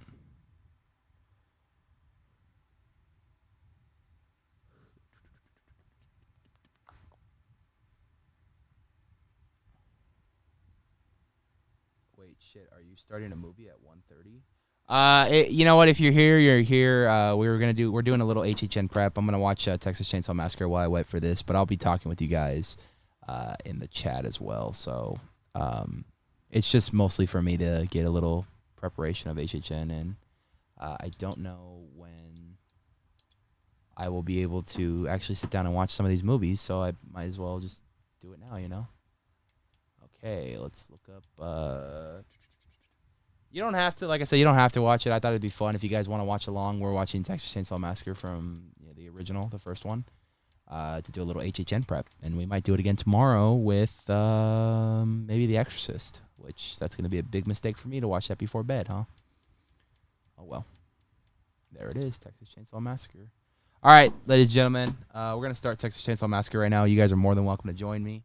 I am actually on OBS. Fair enough. I did the same with The Exorcist 2 nights back at like 12:30. Yeah, I feel that. I'm going to add a new thing for this real quick. A new scene. Okay. All right, hold on. You're going to... It's blank screen right now. I understand that. Video capture device. Add existing. Okay.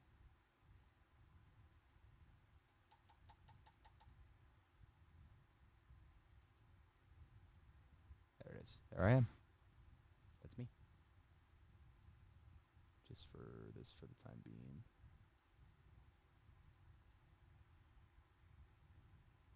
How does that look on the YouTubes? All right, cool. All right. Well, let's see. Can confirm it's a big mistake. Fucked me up a little bit. Yeah, that movie scares the shit out of me. That's why I'm gonna need someone to watch it with me tomorrow so we can react to it together. Okay. So we have that on the main screen right now. I'm gonna throw on the other headphones so I can listen to the movie, and then I'm going to get you guys on my phone. But the camera is there. Let's see how that looks on screen. Let's see right now. All right, that's good. Looks good. Will there be big fights? Will there be fights at HHN this year? I have no idea. I don't know how people will act this year. I hope not. I hope everyone's on their best behavior. But I cannot confirm or deny it because I don't know. All right, let's take off these headphones, and we're going to put on the gaming headphones so we can actually listen to the movie. This is the 4K remaster, too, so it'll be a lot of fun. Let me get the stream on my phone so I can see you guys chatting. Hopper. Toby Hopper, man. That's a classic right there.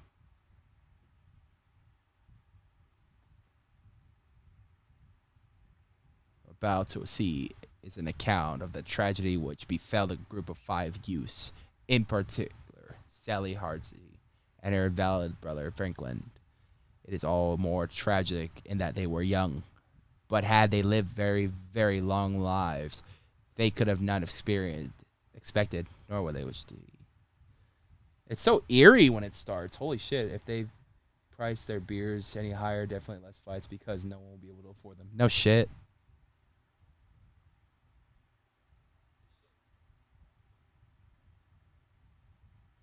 The Texas Chainsaw Massacre. Oh God, it's a little eerie. It's quite a film though, right here. You know what I mean? Classic.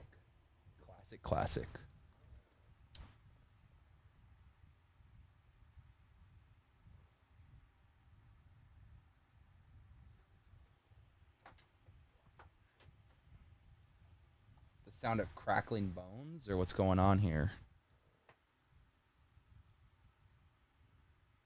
It's been a while since I've seen Texas. Ooh, there's the photo camera.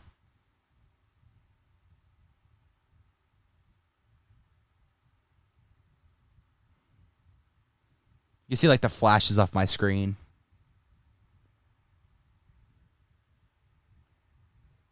It's been a while since I've seen Texas Chainsaw.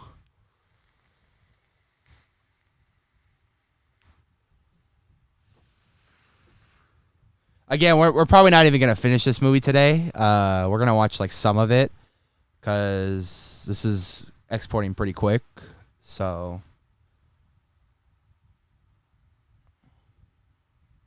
and how long is this movie? An hour, 23 minutes. So yeah, we'll probably watch like 20 minutes of it and turn it off. Just be getting into it while we do it. Got to head out. I got an early morning. Talk soon, my man. Yes, Will, have a good time. Will's going to be getting us some construction footage tomorrow, so have fun tomorrow, brother.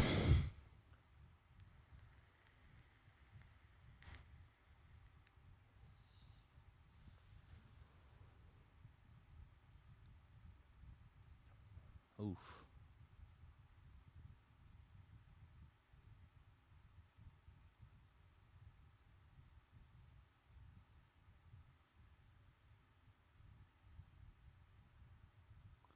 That's terrifying. Just that image of just skulls in a gravesite. That's just really terrifying to me.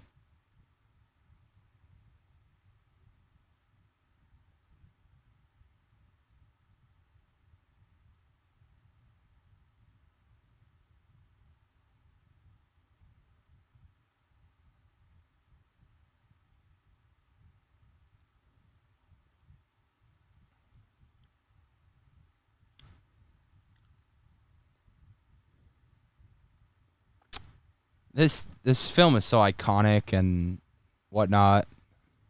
The Texas Chainsaw. That would be cool for. I mean, I know the facade is going to be the house, but that would be cool if it was they had the gravestone with the skeleton on it, like how they have in the opening scene of the film. That would be really cool to just kind of do that as a little mini Easter egg. Maybe they'll have it in the opening room, or we'll go straight into the Sawyer house. We'll see. What scene do you hope to see in the Texas Chainsaw Massacre maze? I have to say the iconic scene of him, like the first reveal of Leatherface himself when he opens up the sliding shed door in the house and whacks the guy with the hammer. That's an iconic scene. And obviously the ending dinner scene when we see them all on the table and Leatherface is wearing the iconic suit. That is another one, and him going apeshit at the end when he's waving around his chainsaw everywhere. That'd be really cool to see. So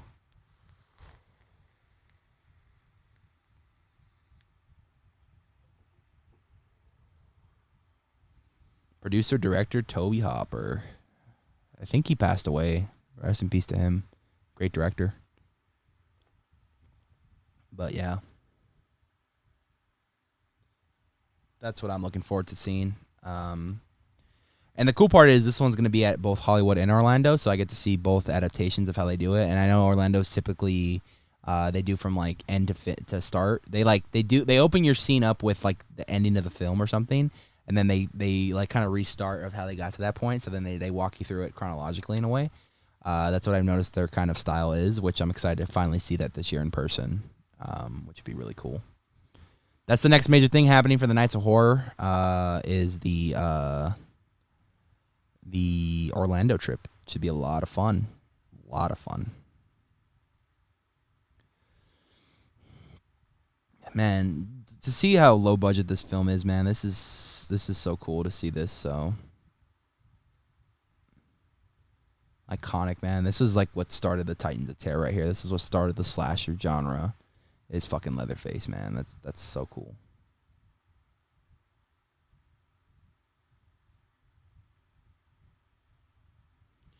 So we'll edit the Horror Nights panel, and then we'll end the stream there. And then after the stream, I'm going to schedule them for upload for tomorrow. One of them will be out at 10 a.m., and the other will be out at 2 p.m. So the 13th floor will be out at 10 a.m., and the Horror Nights panel will be out at 2 p.m. So look out for that. And then tomorrow night's live stream, we're doing live streams all week pretty much. The guy fucking went downhill and fell out of his wheelchair. I have to say that's pretty fucking funny. But we're doing editing live streams all week just because I want to get you guys more live streams out there. We haven't done a lot of live streams this season, so I want to do more live streams with you guys. So we'll have an editing live stream at midnight tomorrow, one on Thursday, and then one on Friday. So should be a lot of fun. We won't do anything Saturday or Sunday because Saturday I am going to a birthday party, and I'm doing a podcast with The Art of Partying, I think. So that'll be a lot of fun. And then Sunday, I'll be editing more, but I'll also be watching football too. I got to see I'm a Seahawks fan, so I got to see what day they're playing this weekend, Saturday or Sunday. It's preseason right now. My mom will be at the Raider game this Saturday, though, so that'll be a lot of fun. Let me see what the Seahawks schedule looks like this week. They lost last week, 20-7. This Saturday, August 21st, against the Broncos in Seattle. Cool. All right, so I'll be watching that game probably at the birthday party. Live on ABC, NBC, and 4 more. CBS, Fox, and NFL Network. Cool. NFL Network is not available in my area, but Fox, CBS, and ABC is too. Can I watch live TV on Paramount Plus?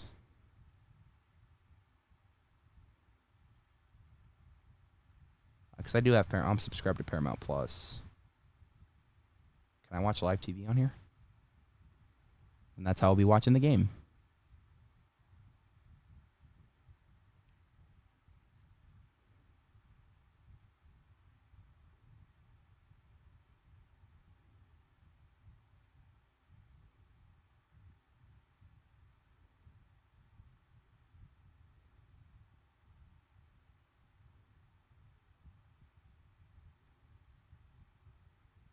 Nominated on now. I might be able to. Local CBS station. Yeah, I might be able to watch the game on Paramount Plus. Cool.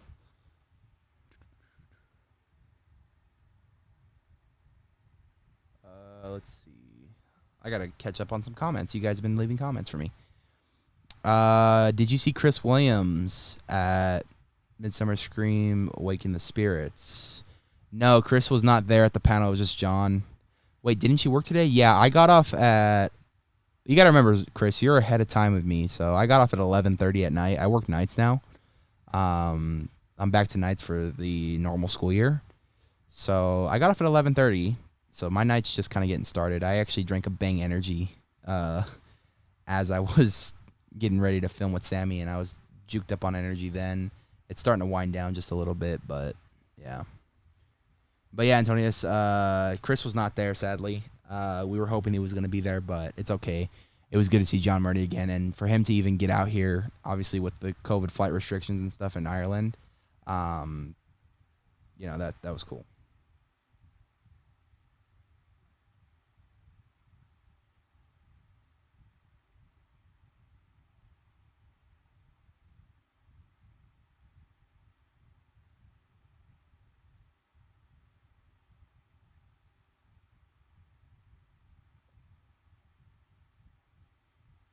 So this should be a lot of fun.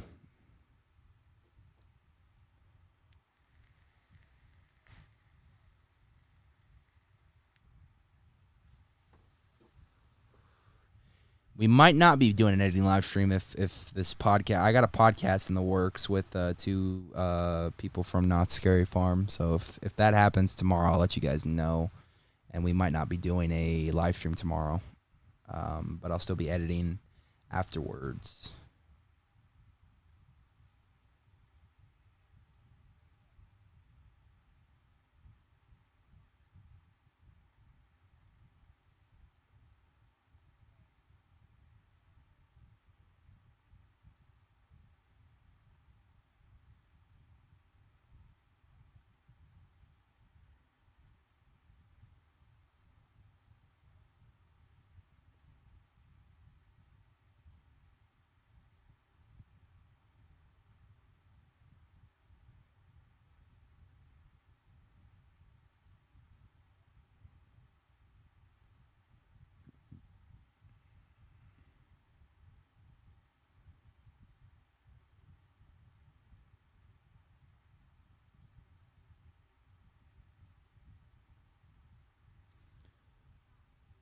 Let's see.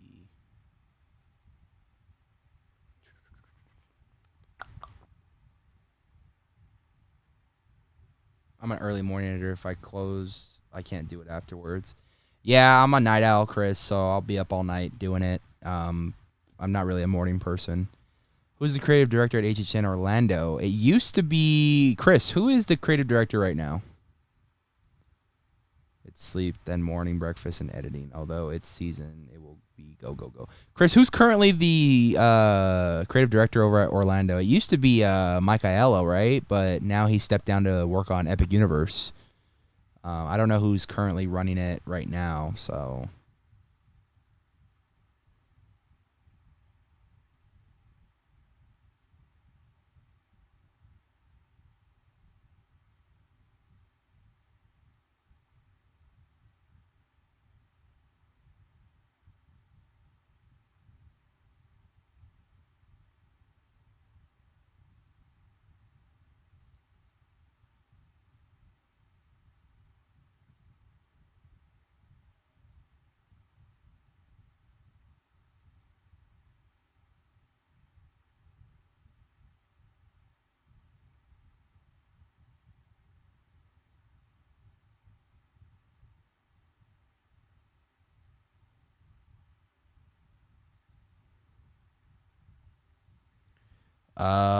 Yeah.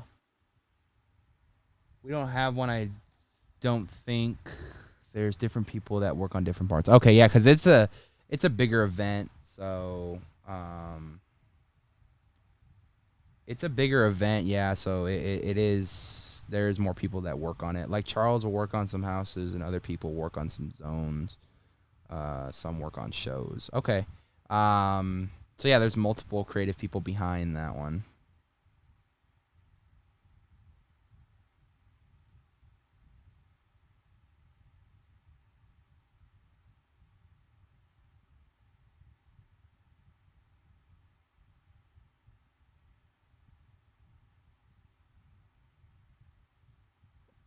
Let's see.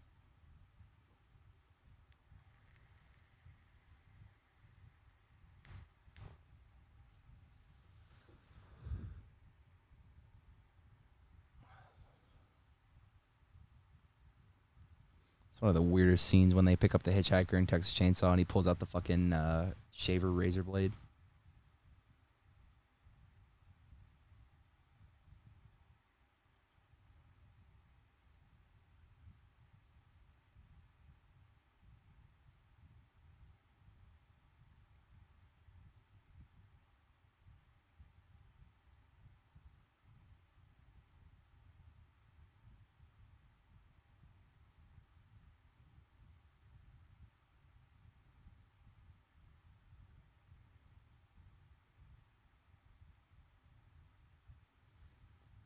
So Mindless Sport podcast, I got to talk about that a little bit. I don't know how much we're going to be able to do during haunt season. We're going to try to keep relevant to it.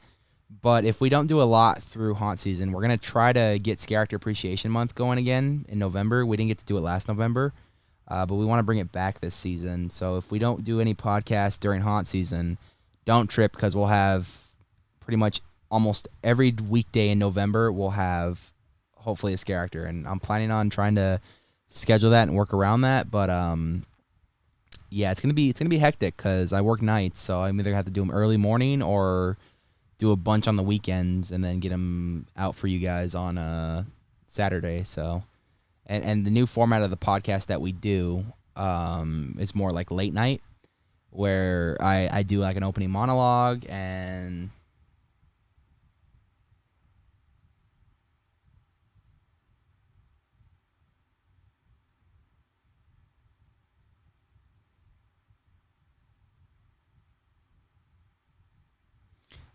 so yeah, we're filming it more late night style. So, we're going to try to do our best to give you guys haunt news and monologues and everything to go. So, let's see. Will you go through the repeat mazes at HHN or no? Yeah, I'm going to go through all the mazes, at least once. And then when I go for general admission, I'm just going to probably hit brides and a couple other ones that I really want to see. Whatever we can hit, but the first time we go, which is front of the line, we're definitely going to hit everything. So even Walking Dead, because we miss it.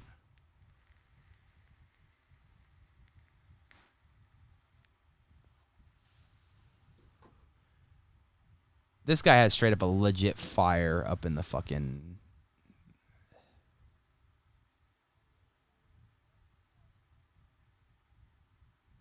Oof.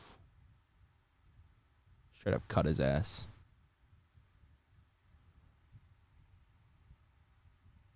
Oh, controller just went out on me.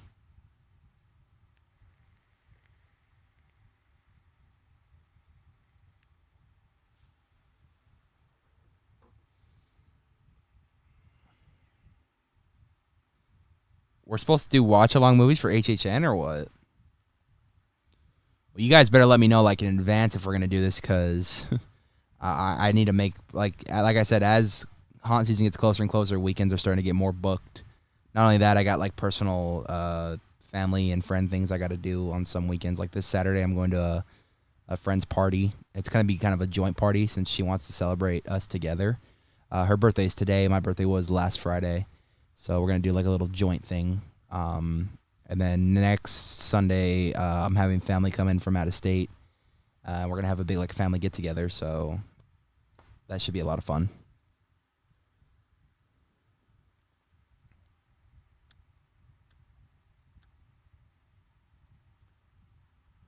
How long have we been live for? Hour 38. Cool. Yeah, it's true. It's hard for us to even schedule. Well, Chris, part of that, too, is like all of our schedules are different. And if you're talking about East to West Coast time differences, like it's even hard to get that too, because like 5 o'clock for us is like 8 o'clock for you guys. So like, and we usually do it around 5 or 6 o'clock, and I can never usually jump on those because I'm at work at that time. But we'll see what's up. It's all good. We've talked about the idea. Not sure if it'll 100% be on Stone. Even if we were to do just one, we could do like a double feature that night where like we watch 2 HHN IP movies. Like that'd be cool. Like I'm watching Texas right now. We're not even gonna finish it today because we're at 77% right now with the export, so it's almost done exporting. 78 now, so we'll see what happens, man. I mean, I hope we can do it because it's a lot of fun when we all get together and geek out about Horror Nights. Should be a lot of fun. If we were to do like Exorcist and Beetlejuice, that'd be hilarious because he talks about The Exorcist and Beetlejuice, so we can watch Exorcist first and then Beetlejuice second. So be a lot of fun. That way we do an IP from Hollywood and we do an IP from Orlando that are both exclusive to each event. So I think that'd be fair. What do you think? Like an IP from Hollywood, an IP from...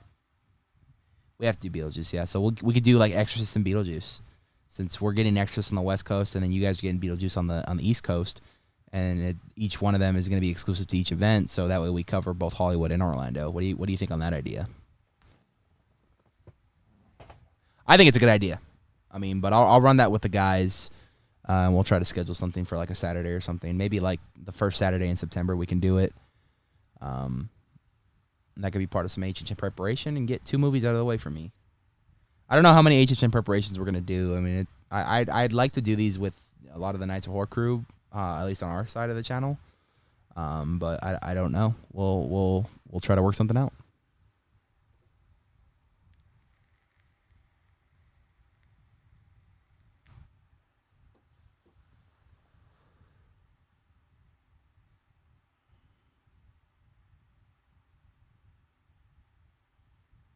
Chris, what time do you start work? If you're up at 4 a.m., or you just naturally wake up at 4 a.m. every day? Because I probably go to bed at 4 a.m. some nights. I haven't been in bed lately. Lately, I've been going around bed around this time and waking up around like 9, 10 o'clock. So, yeah, I'll send it in the group chat too. That way people can take a look at it. So, it'll be a lot of fun.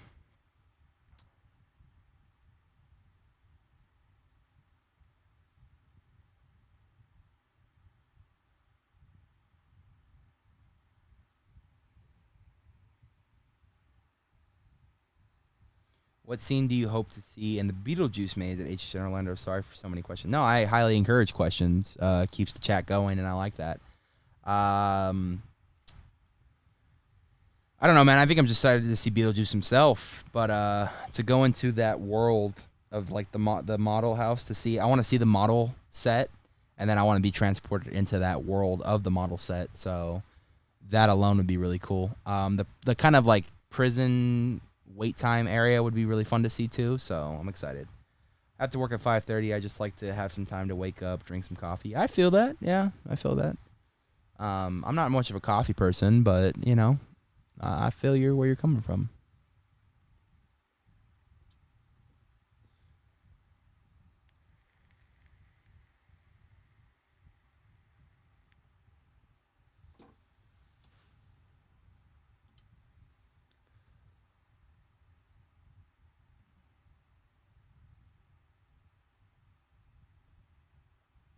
I've already seen the house plenty cool. Did you go, you went to HHN Light when that happened? Did you see it at HHN Light last year? You know what's cool about this gas station location that's in the film for Texas Chainsaw is that, I hope we see the gas station too, that'd be really cool, but in Texas Chainsaw Massacre, in real life in Texas, they actually turned this gas station barbecue place into like a hotel now, so you can stay here. And they have a bunch of Texas Chainsaw memorabilia, so that's really cool. Oh, so you did go see it. So you were one of the lucky ones to see it that weekend, so that's cool.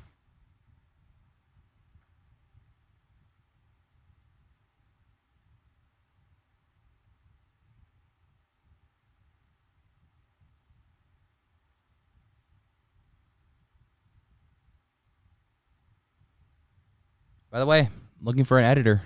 If you guys are interested, DM me. Ideally, it'd be kind of like an internship, but if it comes down to it, I can pay you $5 a video, depending on how many videos you edit. If it's more of a longer video and it takes more time, then $10. But I'll pay you at least at the end of every month, so that way you have some money to just have. But I am looking for an editor because this kills me to have to edit all this content. So we'll see. I'm looking for an editor, though. If anyone interested, DM me and show me bring kind of like an example video of how you edit and stuff, so I can kind of give it a look-see.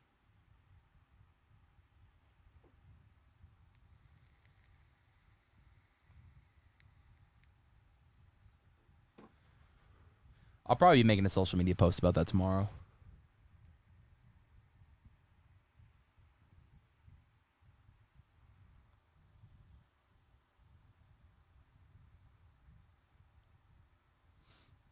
the iconic scene of them going up to the house.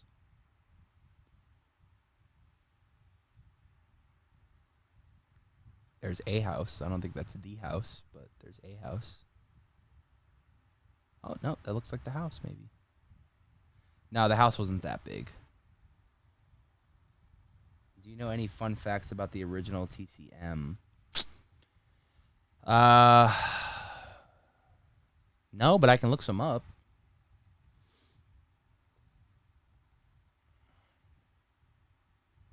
Let's give some fun facts, shall we?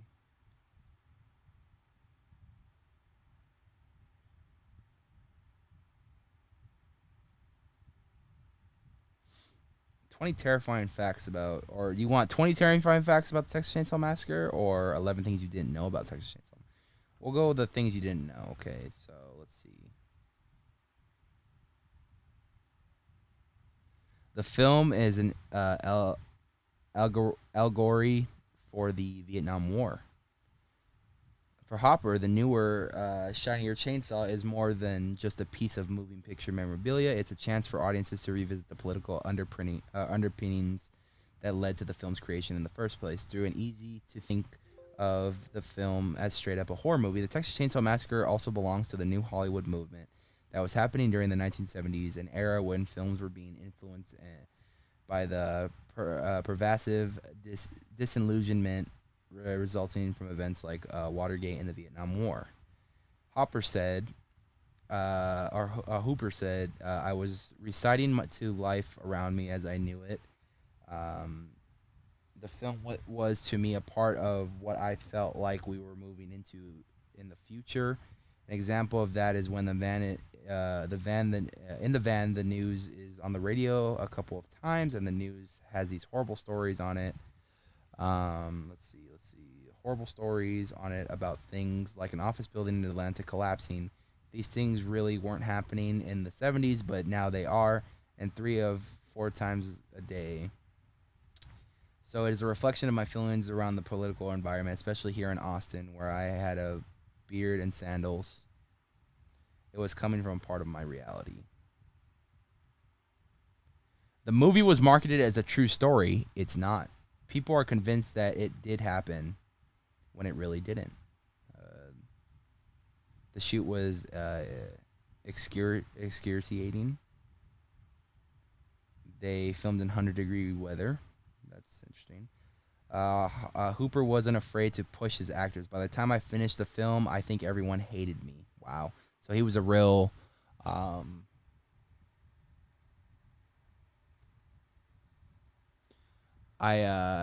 So he was like Stanley Kubrick.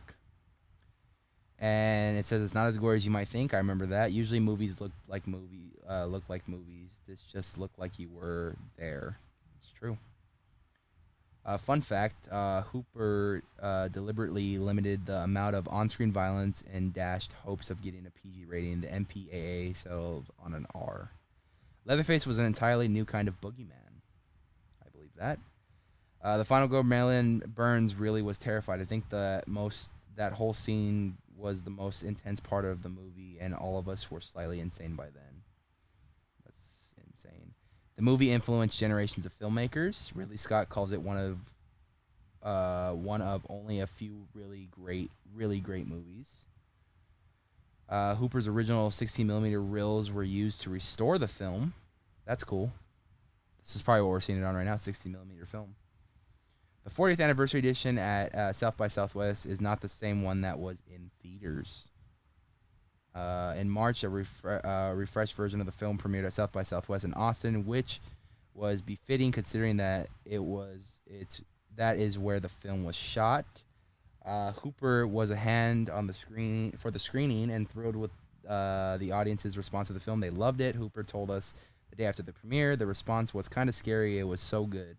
It played like a new film, and the audience, which included people who had never seen the film and longtime fans, really seemed to appreciate the nuances that I had put in the film 40 years ago. That's cool. Making the film today would be nearly impossible. The films I liked were European films, Fellini, Antonini, and Truffaut. That's cool. Little fun facts for you. All right, well, it looks like we're done with Texas Chainsaw Massacre for now. We got 29 minutes in, about 30 minutes in the film, so that's good. So we're going to go back to editing, because now that this is done, we're going to go back to... We got the HHN panel to edit, so I know a lot of you are fans of HHN. We've been talking about HHN most of the night, so let's continue with HHN. Oh, man, let's get back to editing. It's hot in my fucking studio, by the way. I'm in a garage practically, so there's not a lot of... like stuff here for me. So, okay, this is done. Just make sure the final product is here. This is exported.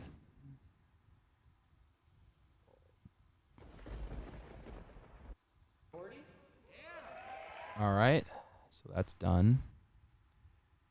Another panel done. Let's do this.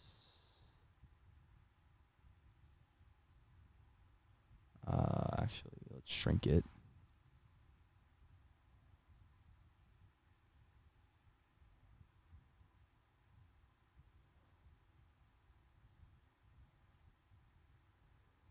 Delete.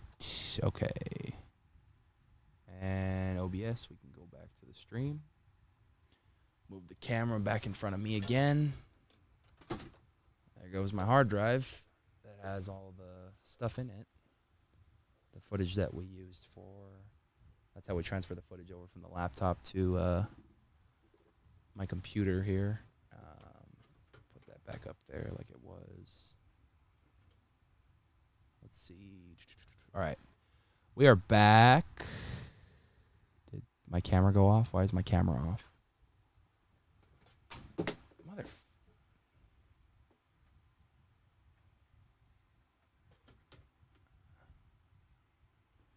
My camera's off for some reason. That's weird.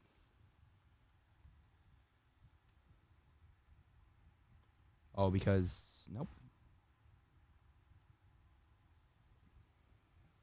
It didn't get unplugged, did it? No, it's still plugged in. That's weird. Let's do this. And then let's go back to this. There we go. We're back. All right. All right, Horror Nights panel time. This was one of the last panels of the day. Let's see. Spanish Goddish. Do you guys think... hold on. Let's go back a little bit. What is a maze you've never want to see come back to HHN? I don't know. I have different... maybe Stranger Things, too. That's my answer.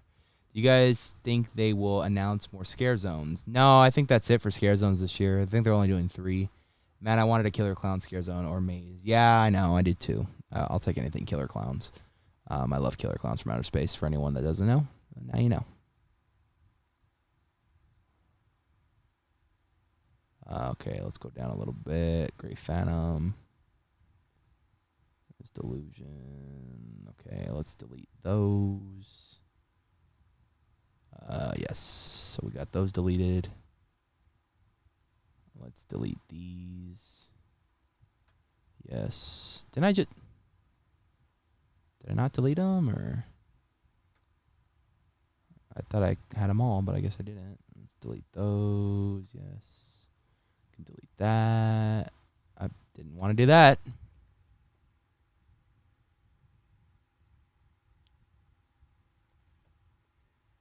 Are you guys ready for CM Punk debut on Friday, though? I know, man. He's coming to AEW.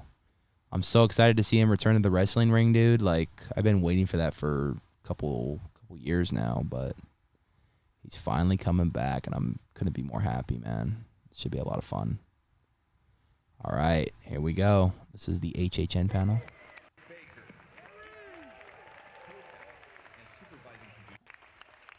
I wanted to make this a little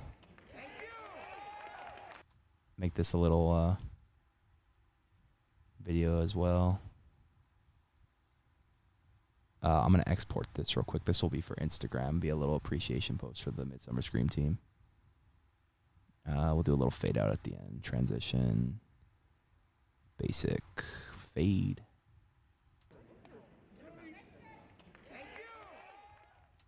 All right.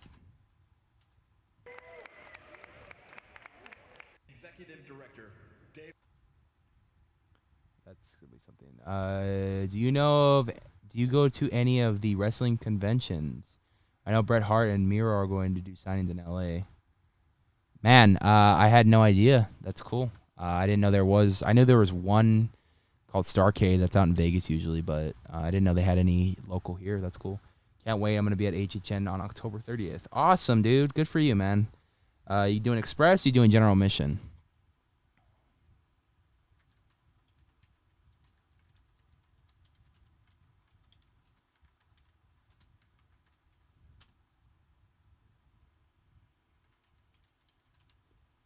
Okay. Export that real quick. While that exports, I'll go back on Facecam for a little bit.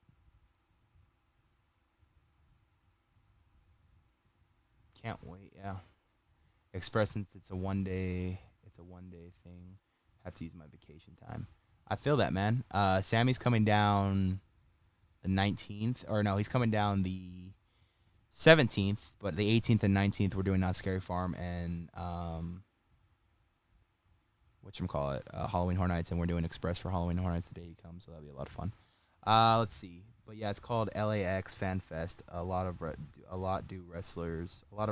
are going to be there. That's awesome. I don't think I've ever heard of that one. I might have to go check it out. Just to get.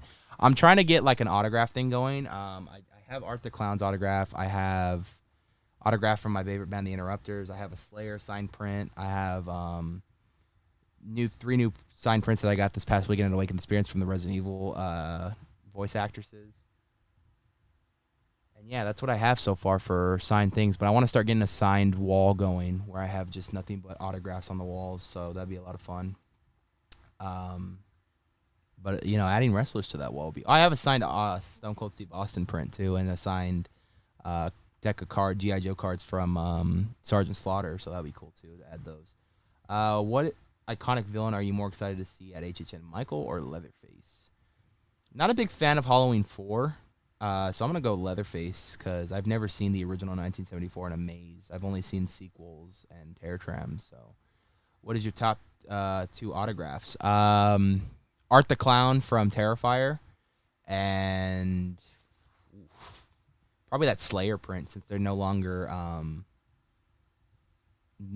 touring no more. So I have a signed autographed Slayer print. Yours is Eddie Guerrero and Rick. Dude, you got Eddie Guerrero's fucking autograph, dude. I'm kind of jealous about that because Eddie Guerrero is a fucking legend. So I would love to have one of those. I have a Stone Cold Steve Austin one and a Sergeant Slaughter one. Those are the only 2 wrestlers I've ever gotten to sign things. The Stone Cold Steve Austin one, I didn't even really meet him. It was if you guys remember when WWE 13 came out, they had a Stone Cold Steve Austin edition of it, and CM Punk was on the normal cover. But I got the Stone Cold Steve Austin edition, and it came with an actual autographed signed print. He actually said they gave him a bunch of those copies to sign, and he signed them all. So that was cool. I got an actual Stone Cold Steve Austin signed print, so I'm so happy about that. But yeah, that's cool that you got an Eddie print though. That's really cool. Kind of jealous. I have to say. All right, now we're back to editing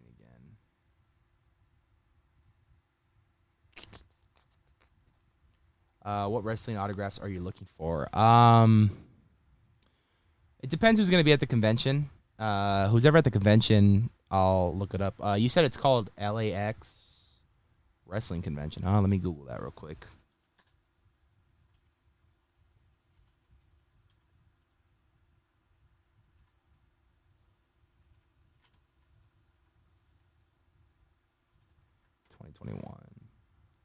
LAX Fan Fest. They got a website?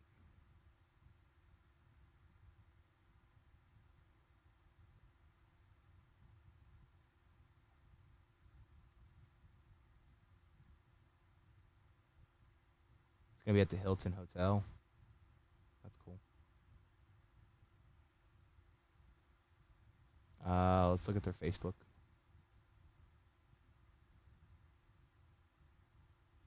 Log in. Allow. Done. Let's see everyone who's gonna be there. Let's see all photos. Tori Wilson's gonna be there. Rasa Ramon. Oh, that's old. That was in 2020. I want like the latest.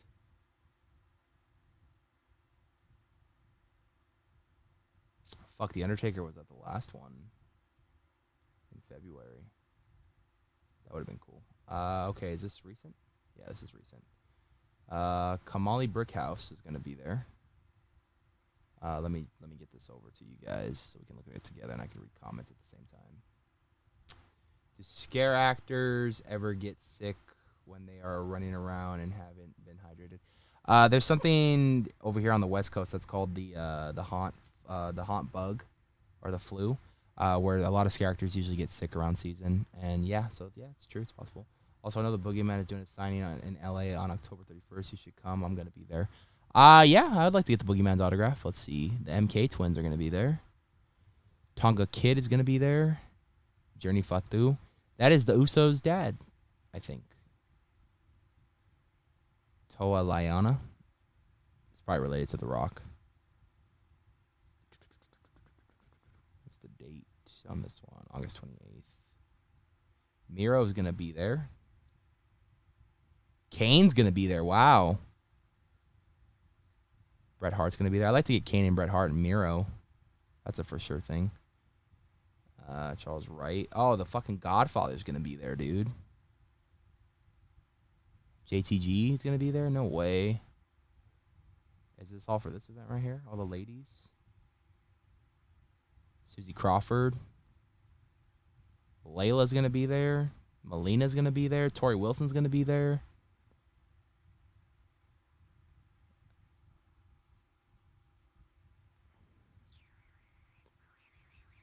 Lillian Garcia is going to be there. That's awesome.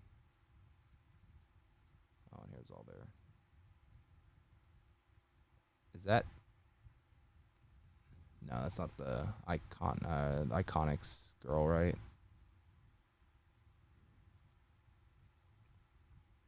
I got a lot of wrestlers showing up to this thing. Who's that? D'Lo Brown is going to be there? That's cool. Ron Simmons is going to be there. Wow. When was this posted? July 29th. October 22nd, 2021. They actually tell you how much autographs are going to be and stuff and everything. That's cool.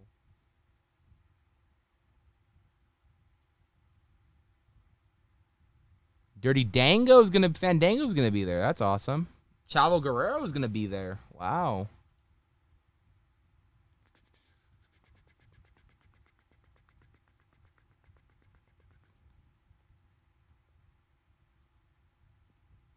I feel like WWE did him dirty, man.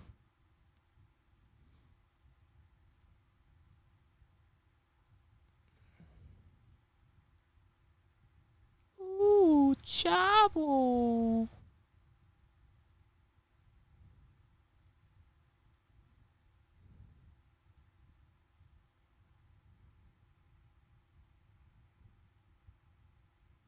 A lot of people showing up. I might have to go check it out. Hit up Rob and everybody, see if they want to go see it. That'd be cool.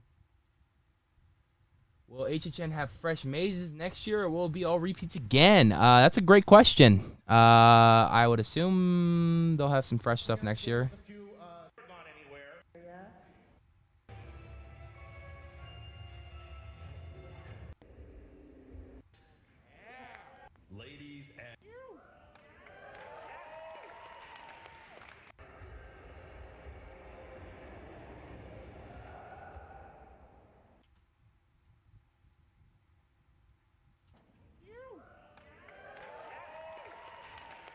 Is the monster always went on? It felt like this. Last time I saw you guys, right? It's been 2 years. This is where we left off. That moment.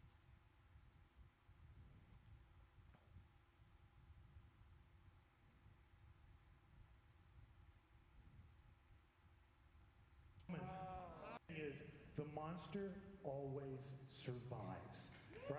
I'd hope they'd have fresh stuff. The fans who've supported this event year after. And of course, this is inspired by Universal's 1935 classic monster movie, The Bride of Frankenstein, event year after 4 years old. And to me, it was like the Universal monsters. It was like Frankenstein, you know. Every movie, something terrible happens to him, like, you know, getting kicked in the chest and falling into a pit of flaming sulfur. But there's one thing I know from all of those films, and that is no matter what happens at the end of the movie, the monster always survives. Right? And that's what I told you guys on Twitter back in 2020, right? I said, I know this is terrible, it's heartbreaking, everybody feels it, but the monster is going to survive. Halloween Horror Nights is that. John Murray, so scenes we will see in the Bride of Frankenstein Lives maze? Yes. And actually, during a lot of this editing live stream, you will see some of those scenes. So you'll get an exclusive sneak peek. And then if you guys want to rewatch the video when it comes out tomorrow, you guys can to see what he had to say and everything. So It's the monster that each and every one of the people who work on our team, all the men and women, have created over the years. It's a monster that we share with all of you, the fans who've supported this event year after year after year. looks like a lot of cool stuff. So today I'm going to be taking you guys through a maze we call Universal Monsters, The Bride of Frankenstein Lives. In fact, it is a sequel to The Bride of Frankenstein, and everything that led into this moment that we're in right now, which is the last 3 years of Horror Nights, bringing back the Universal. My mother made the mistake of showing me Frankenstein when I was 4 years old, and the story in my family goes, the movie Frankenstein, he didn't ask to be born. It goes, he's met with hatred, men with pitchforks, monster fan. Now in the 70s, it was kind of a golden age for these movies, right? They were back on television. I don't know if anybody that had the monsters front and center.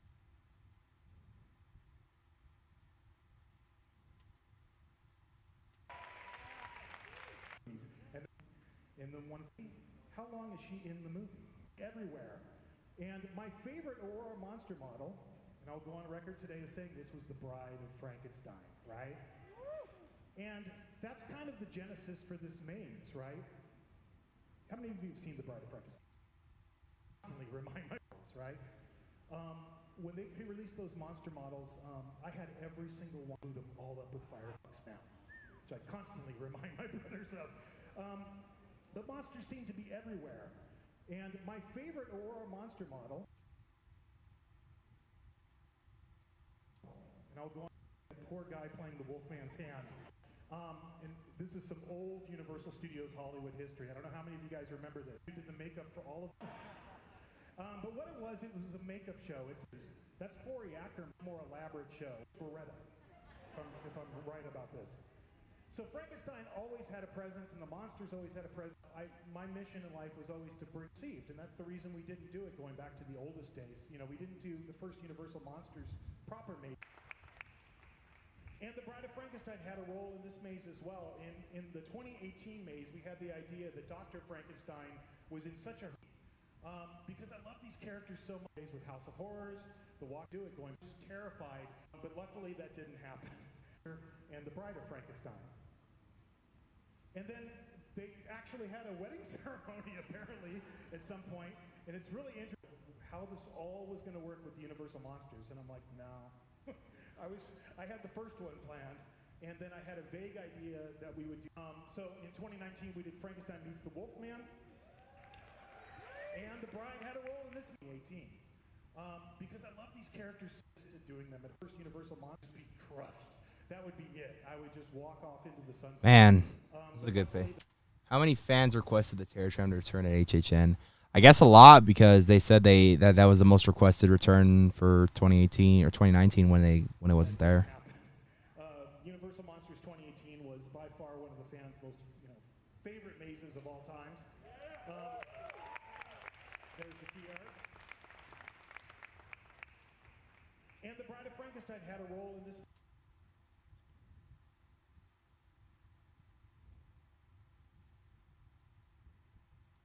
Maze as well.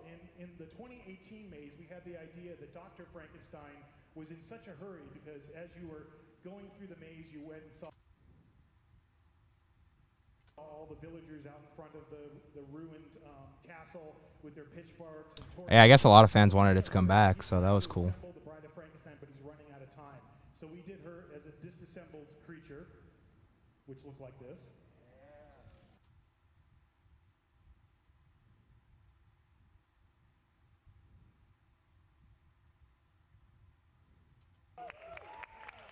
There's the key art.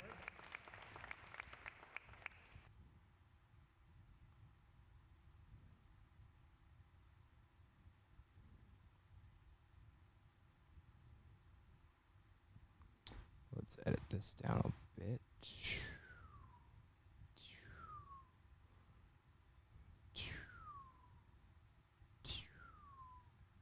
Boom. And it's bigger. And you can actually see it without people's heads in the way. There it is. And the Bride of Frankenstein had a role in this maze as well. And people, you know, in this era of multiverses, I just have, you know, people are always asking me, they're like, so, you know, when you had it all planned out, exactly, you know, how this all was going to work with the Universal Monsters. And I'm like, no. I had the first one planned, and then I had a vague idea that we would do Frankenstein meets the Wolfman in the next year if the first one was successful. But that's as far as we planned it. We didn't plan it very far. So in 2019, we did Frankenstein meets the Wolfman. And the Bride had a role in this maze as well. The idea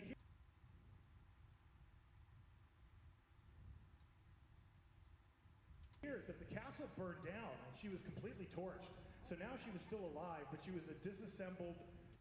We see scenes from the movie Bride of Frankenstein in the maze. Well, from what Murdy explained, it's more of a sequel to the Bride of Frankenstein. So this is kind of like her reassembling.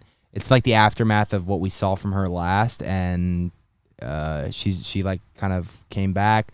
Now she wants Frankenstein back, and she is going to be essentially, you know, fighting vampires in there. They showed her in different looks. They showed her like a vampire hunting look and like a Doctor Bride of Frankenstein look, which was cool. And so we're gonna see her in a bunch of phases. But her idea is that she's gonna kill the vampire, steal the blood, and give it to Frankenstein, pump it through his veins to give him eternal life. So that should be a lot of fun. Like when we heard the concept for this maze, and when you guys watch this video tomorrow and really listen to it, like, or if you guys already seen it, this maze I think is on the #1 hype list for me. And I've always loved the Universal Monsters mazes, so. Charred to the bone, you know, corpse. And this proves that we didn't have a multiverse. Because now we have the Bride of Frankenstein lives. Horror movies don't work like that. You can, you know, blow up Michael Myers at the end of Halloween. But now the legacy continues with the Bride of Frankenstein lives.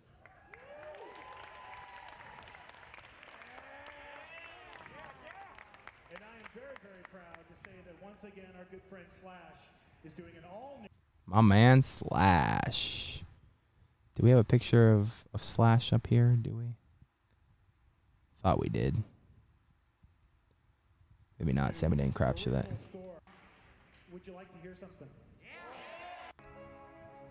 So you guys are going to like this. You guys are going to get an exclusive sneak peek of what the music for the new maze sounds like. And oh my God, I remember hearing this in the crowd and just getting goosebumps. It was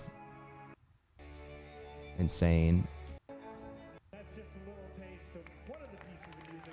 I won't show it in the May or in the video or the live stream right now. I want you guys to hear it if you guys haven't already heard it. But God, it looks beautiful. Going, you know, what's happening? And I'm like, hey, I'm about to talk about the brides. That guy was Bride of Frankenstein, 1935. How she's only in like 5 minutes or so of that film. Great collaboration. Let's talk about like the idea behind this maze. So, you know, obviously there's the movie we talked about, Bride of.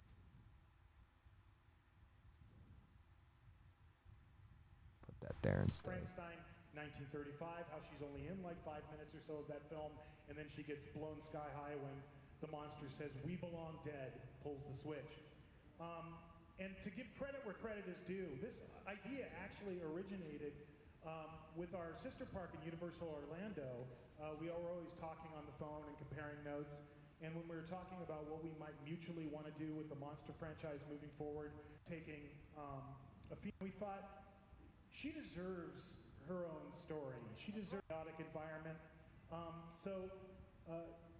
Early on, as Chris and I started talking about this, I kept coming back to Mary Shelley's book, from, I believe, 1918, that came out later that Bernie writes in. Do you guys know who Bernie writes in? He did an illustrated version of Frankenstein years ago. I've never seen more beautiful drawings than what Bernie created for this book. Victorian book that's open to that idea of a book. And what you're looking at, this is the...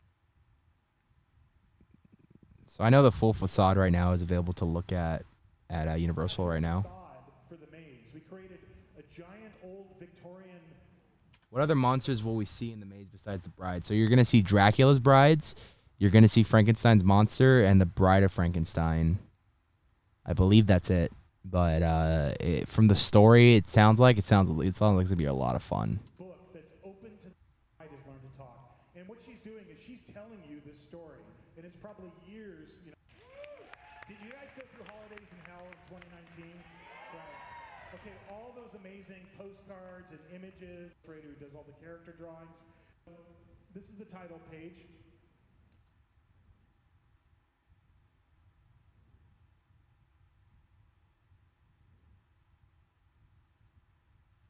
And I'm going to zoom in on this because I just think I want this on a t-shirt. Yeah.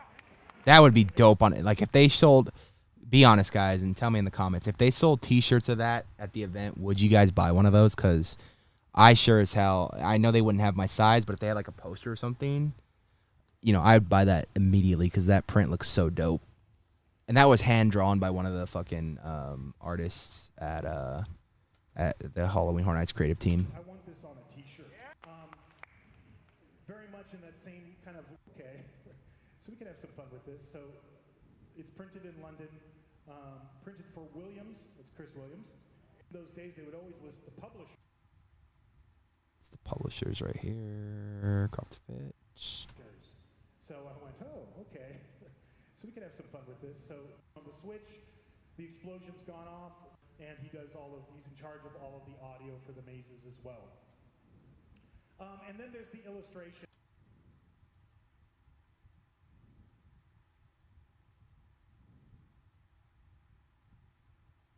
So this moment captures the end of Bride of Frankenstein, 1935. We belong dead. The monster has just thrown the switch.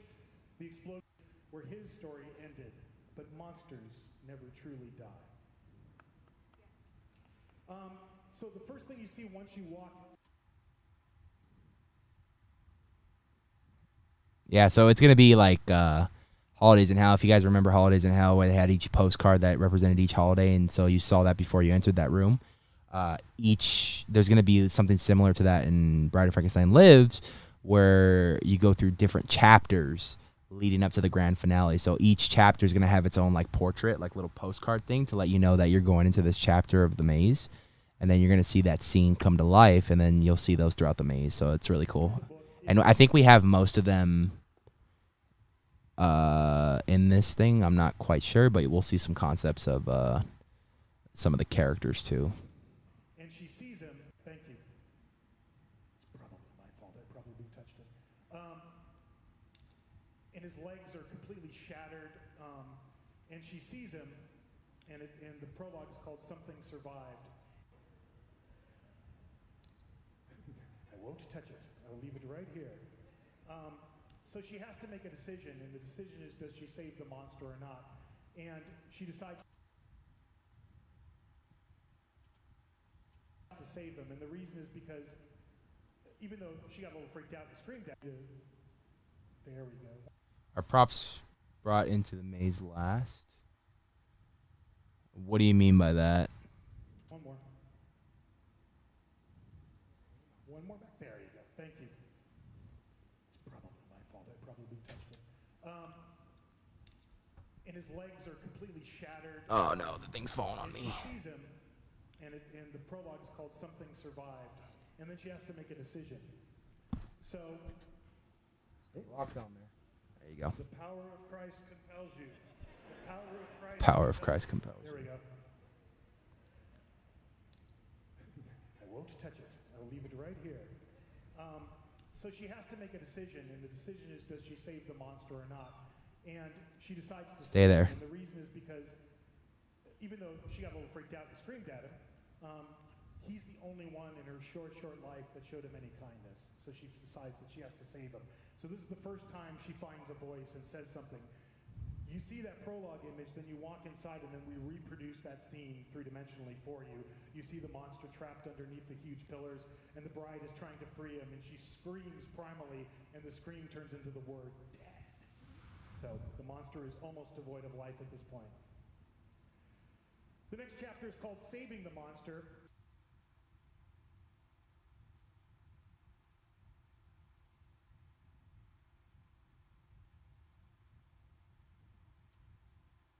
And at this point, you see the bride, and she's got the monster over her shoulder, and she's carrying him through the woods. You can see the smoldering castle away in the distance, but you see something else in the foreground. You see three figures.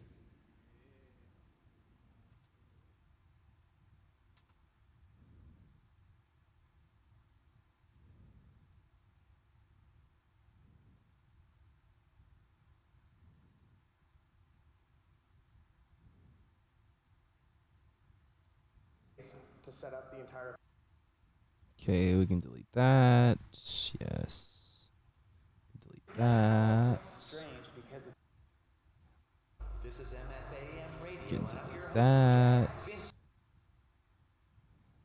New England, fall weather. There's a chill in the air. People That.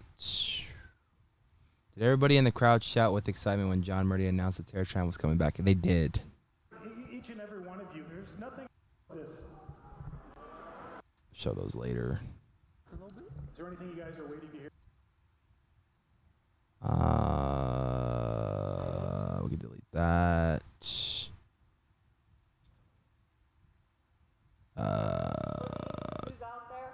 Can delete that. Can delete that. Can delete that. Let's see what else. What else?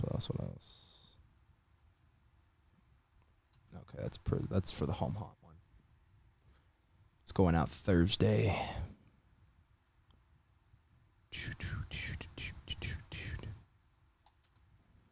And then the bride in this scene, she goes through 4 different costume iterations and some makeup iterations throughout the course of this maze, because we're telling this story of her adventure from going from the beginning, or I should say the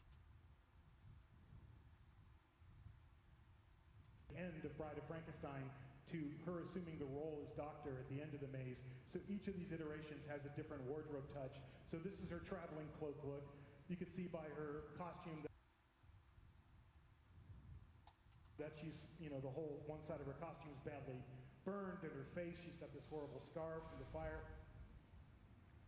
And she says, I had to save him, but the world outside the castle walls was full. We've done The Brides of Dracula. We did them in 2018 for Dracula. So hovering around the outside of the castle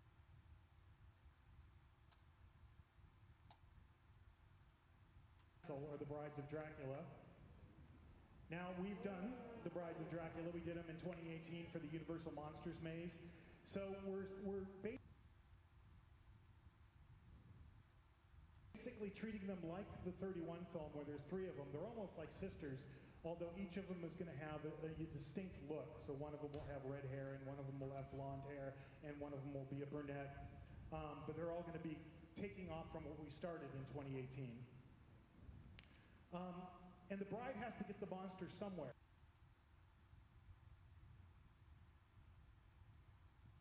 And she doesn't know where she is. She's lost in the woods, but she comes across the ruins of an old cottage that's completely ravaged by fire. And it's a throwback, and there's a couple of throwbacks in this maze, nodding back to 1935 and the classic film Bride of Frankenstein. This is the old blind man's cottage, but he's long gone. It's a charred wreck. As you remember, at the end of that scene, it all caught on fire. He lets him go to sleep, and we come in. The monster is laid out on the bed, devoid of. She's trying to protect the monster, and then the vampire brides come busting in, and she's like burning embers, and it's constantly being pursued by these vampires. And so she becomes, in essence, a vampire hunter. The name of this chapter is The Hunted Becomes the Hunter. And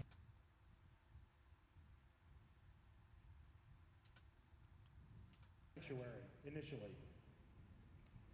And if you remember that scene with the old man in Bride of Frankenstein, there's that great scene where he lets him go to sleep in his bed and he's praying and there's a cross up on the wall. If you remember that scene, Bride of Frankenstein, he lets him go to sleep on the bed, devoid of life. The cross is missing. You see the burnt square, and she doesn't know where she is. She's lost in the woods, but she comes across the ruins of an old cottage that's completely ravaged I didn't think we had this photo. We did. by fire, and it's a throwback.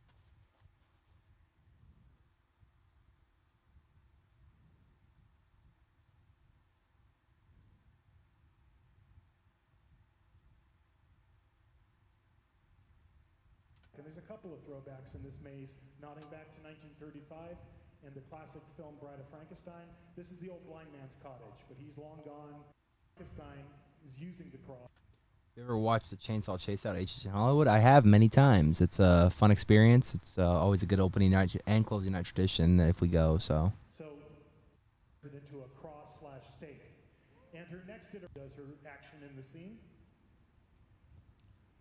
But then she takes that cross and she sharpens the ends of it and turns it into a cross/stake. And that's gonna be cool. Is vampire hunter. So as the story goes on, the Bride of Frankenstein is constantly being pursued by these vampires, and so she becomes, in essence, a vampire hunter. The name of this chapter is The Hunted.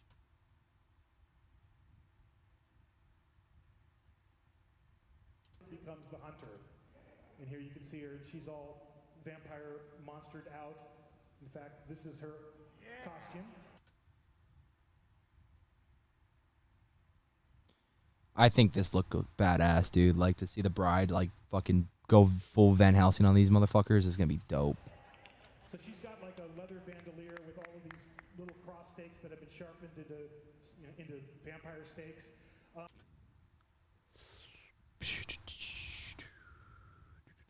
Panels this. That's for other days, okay. She still has the remnants of her original gown, but it's been shortened. And each time we see her, she takes a different step forward onto her journey of becoming empowered and becoming the Doctor. And in this point, she says, I hunted them and others like them across the land and across the years. For they held the secret to life, the blood, back to life. So there's a lot of killing. Living in Ireland and going back and forth, into Chris all the time. I go to Great Ireland and Dunlewy in Vines, and it's been aren't going to want to go into. It's going to be a church. So this is Chris's elevation. Dude, shout out to Chris Williams, man. That guy's a fucking talented artist, dude. Really talented. Like, to hear the stories of, like, how he like, this is all hand-drawn by Chris, dude. That is fucking awesome, the fact that he did all that. I would love to do, like, a live, like, not live, maybe a live one would be cool. A live stream would be dope of Chris just coming up with the ideas for Horror Nights. But also to, like, maybe do a time lapse of him drawing all this shit would be really cool too. All overgrown with vines, still follows her, but she gets one of them. So these vampire brides have different iterations as well. Each one of them have 3 iterations. This is the staked. The staked vampire. Look. So this particular bride has gotten a stake driven through her heart. She's bleeding out of every orifice on her face, her eyes, her nose, her mouth, and her skin in this case is starting to burn. And now the Bride of Frankenstein has assumed the role of Dr. Frankenstein, and she's doing all these experiments and has assumed the role of creation, becomes the creator. When we get inside the church, we hit the next chapter of the story. It's called the Drops fit. Let's fix that a little bit. Down all the way there. Boom. And let's extend it there. Extend that there. Perfect. creation becomes. Will there be death scenes in the Bride of Frankenstein maze? Vampires are looking like they're going to die, so that's going to be a lot of fun. Now the Bride of Frankenstein has assumed the role of and she's doing all these experiments. She's trying to figure out the secret. She's trying. Oh, we're 2.5 hours in this live stream. And there's all these vials and jars of blood. So she's harvesting the blood of these vampires and pumping it into the monster. And this is the illustration Lucas did for our doctor version of the Bride. Hell yeah, Dr. Bride. That's cool right there, isn't it, guys? That's really cool. And when you first see her in the lab, because this, we had a lab scene in 2018, and this time we went, let's do 2 lab scenes. Why not? So the first time you see her in the lab, when she's got the monster on the table, and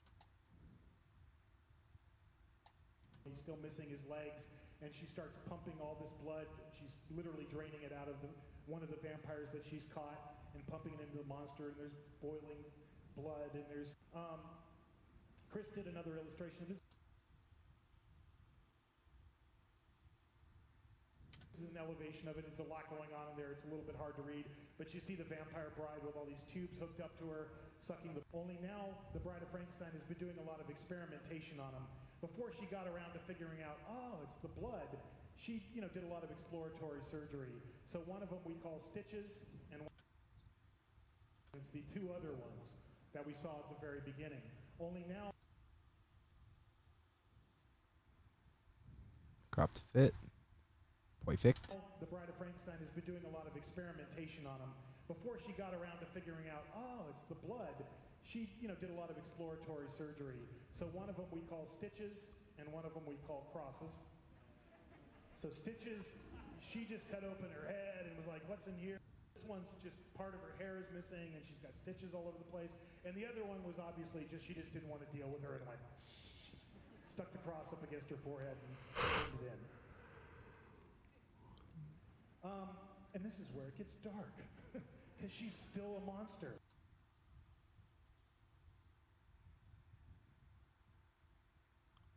As much as we're celebrating and saying we're empowering this character for the first time, she's a monster.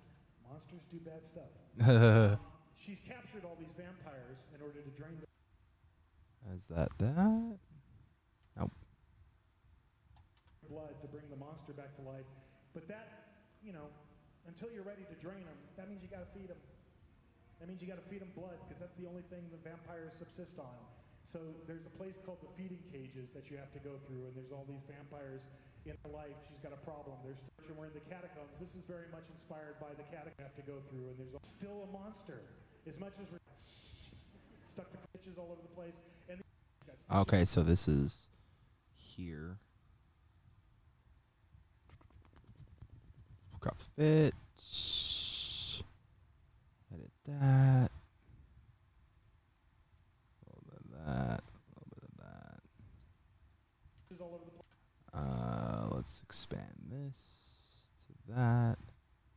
That to this. Boom. And the other one was obviously she just didn't want to deal with her and went.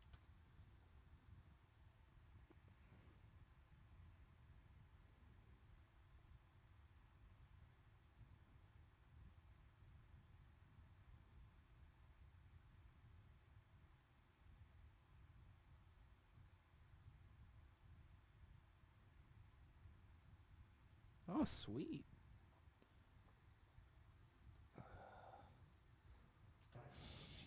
Stuck the cross up against her forehead and burned it in. And this is where it gets dark. Because she's still a monster. As much as we're celebrating and saying we're empowering this character for the first time, she's a monster. Monsters do bad stuff. She's captured all these vampires.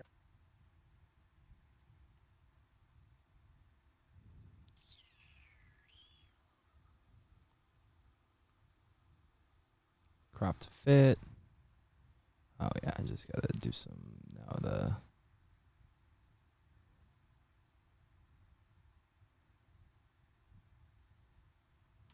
in order to let's do this and this.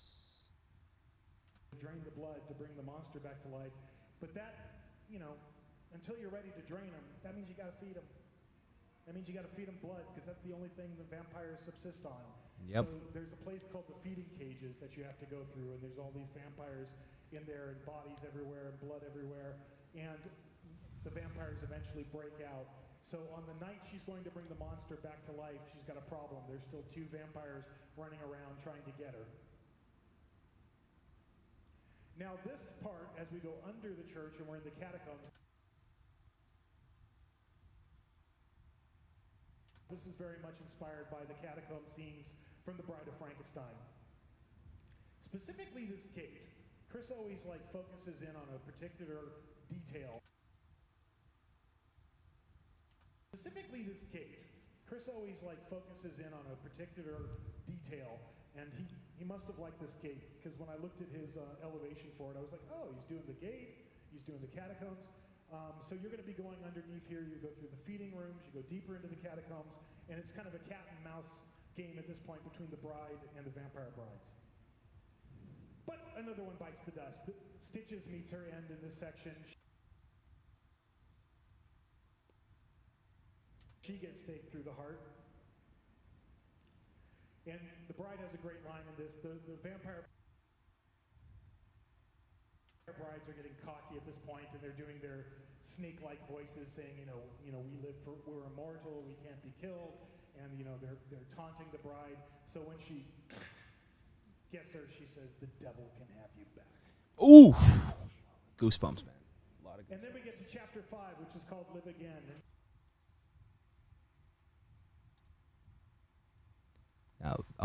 That's a cool fucking art right there too. That's not what I needed. I needed this one. Crop to fit. Now it's the night that the Bride of Frankenstein is going to bring the monster back to life. So there's another second part of the lab, big huge gurney, and now the monster has been fully reassembled. Well, maybe not fully reassembled. And she gets to do the recall to Bride of Frankenstein to Dr. Pretorius's line, "In the name of God, now I know what it feels like to be God." But this meant the monster needed a little bit of a revamp as well. This is the monster from our 2018 maze. That's the sculpt that Patrick McGee and McGee Effects did. And then that's the monster in the maze. So we kind of treated the monster kind of like how... What classic monsters do you hope get their own maze one day? I really want to see Creature. Creature from the Black Lagoon needs to come already, and I think the fans have been wanting it. I think Creature needs its own maze. A solo Wolfman one would be really cool. A solo Dracula one would be really cool. What else? A solo Invisible Man one would be cool. That'd be really hard to pull off, but I think the creative team at Universal can get it done. See, this is why I like the Murdy, the Horror Nights panel, because he literally explains every slide as I get to put them on the screen. So this makes it a lot easier to edit.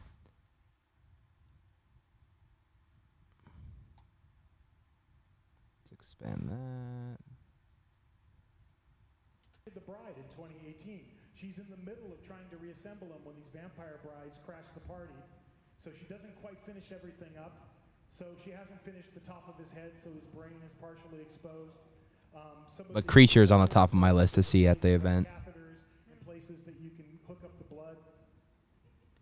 And we made him a stilt walker. So he's gonna be, Frankenstein's gonna be a stilt walker this year. That's nuts, man. I can't wait to see that. I'm really excited for this maze. This is like I said, this is the top hype maze for me this year.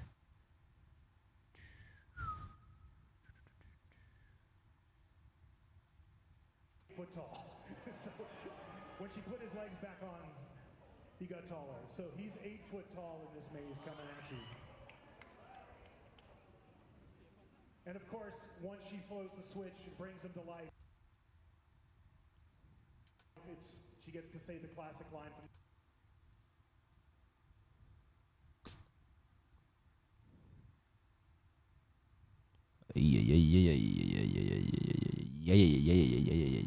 It's alive.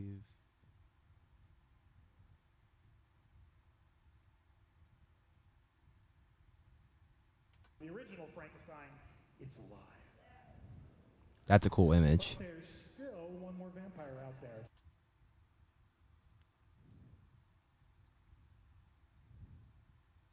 This is Lucas's piece of artwork for the kind of coda at the end, Chapter 6, The Monster Reborn. I love how he reflected the image of the monster's hand coming to life in the glasses the bride is wearing.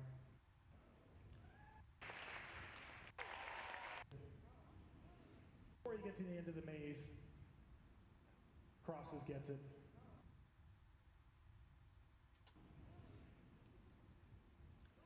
And that is the Bride of Frankenstein Lives. So what this maze is going to look like? Makeup test. The makeup test looked dope, dude. Like, they're actually going full-blown makeup instead of prosthetics or masks this year. So, well, there's going to be prosthetics, but, like, masks. Like, it's going to be an actual makeup character. So this is a makeup test we just did this week. Whenever we're doing makeup, prosthetic makeup, we always test it out first before we do it for real with the actors. So this is our bride character as the doctor with her full burn prosthetic. But wait, there's more. We get to the end of the maze. You know, this maze exits on French Street. It just seemed natural to do a scare zone, kind of related to this whole thing. So we're doing Universal. That's so cool that they're giving the ladies of horror a scare zone. It's very well deserved, well overdue. Of course, Queen spelled with a Z.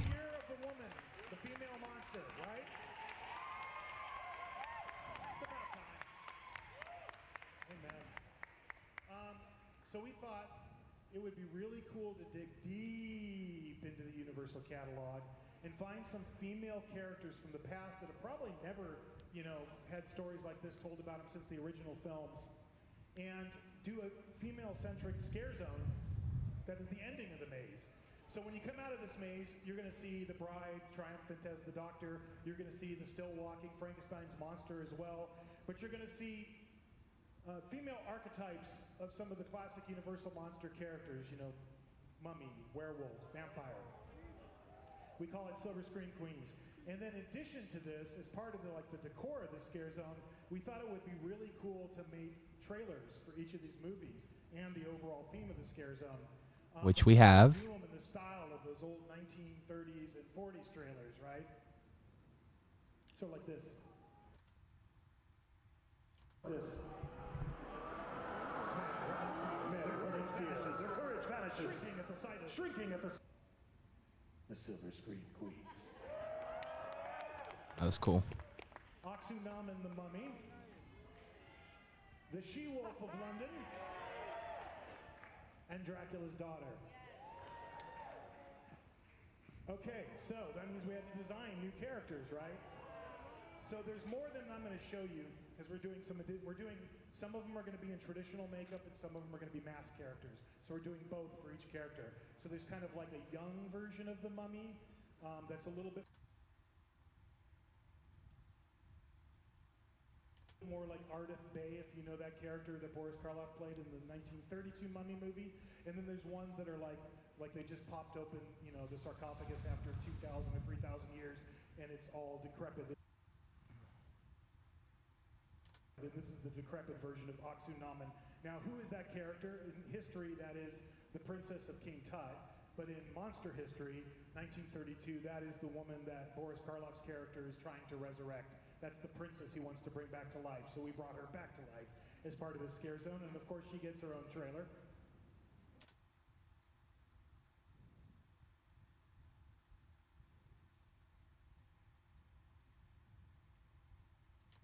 From the banks of the Nile. From the tomb of the Valley of the Kings. And you won't hear me doing this. Rises Egypt's Queen of Terror.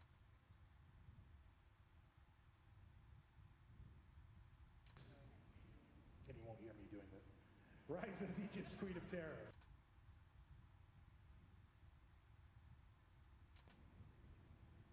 From the tomb of the Valley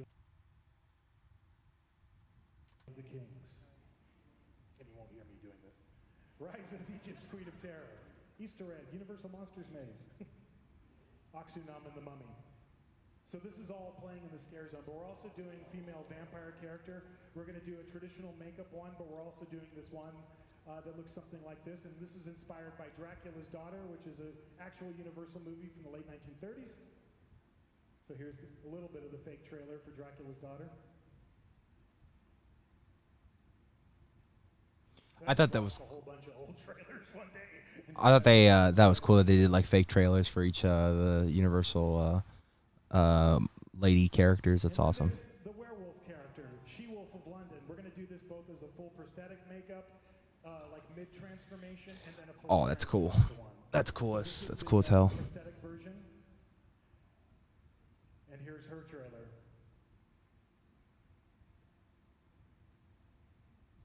There was no audio for these trailers. Yeah, Flash is providing that.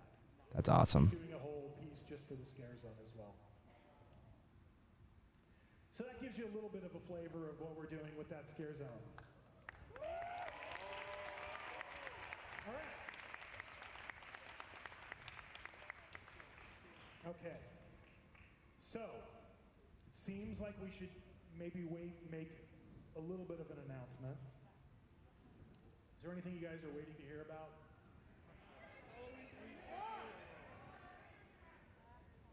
Frequent fear package.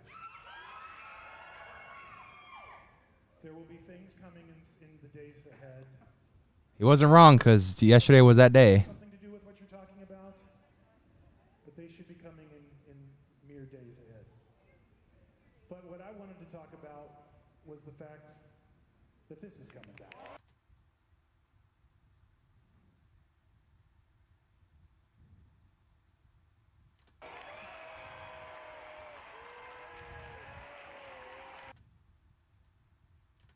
Okay, that's. Terrortron is going to return with my schedule. Frankenstein lives.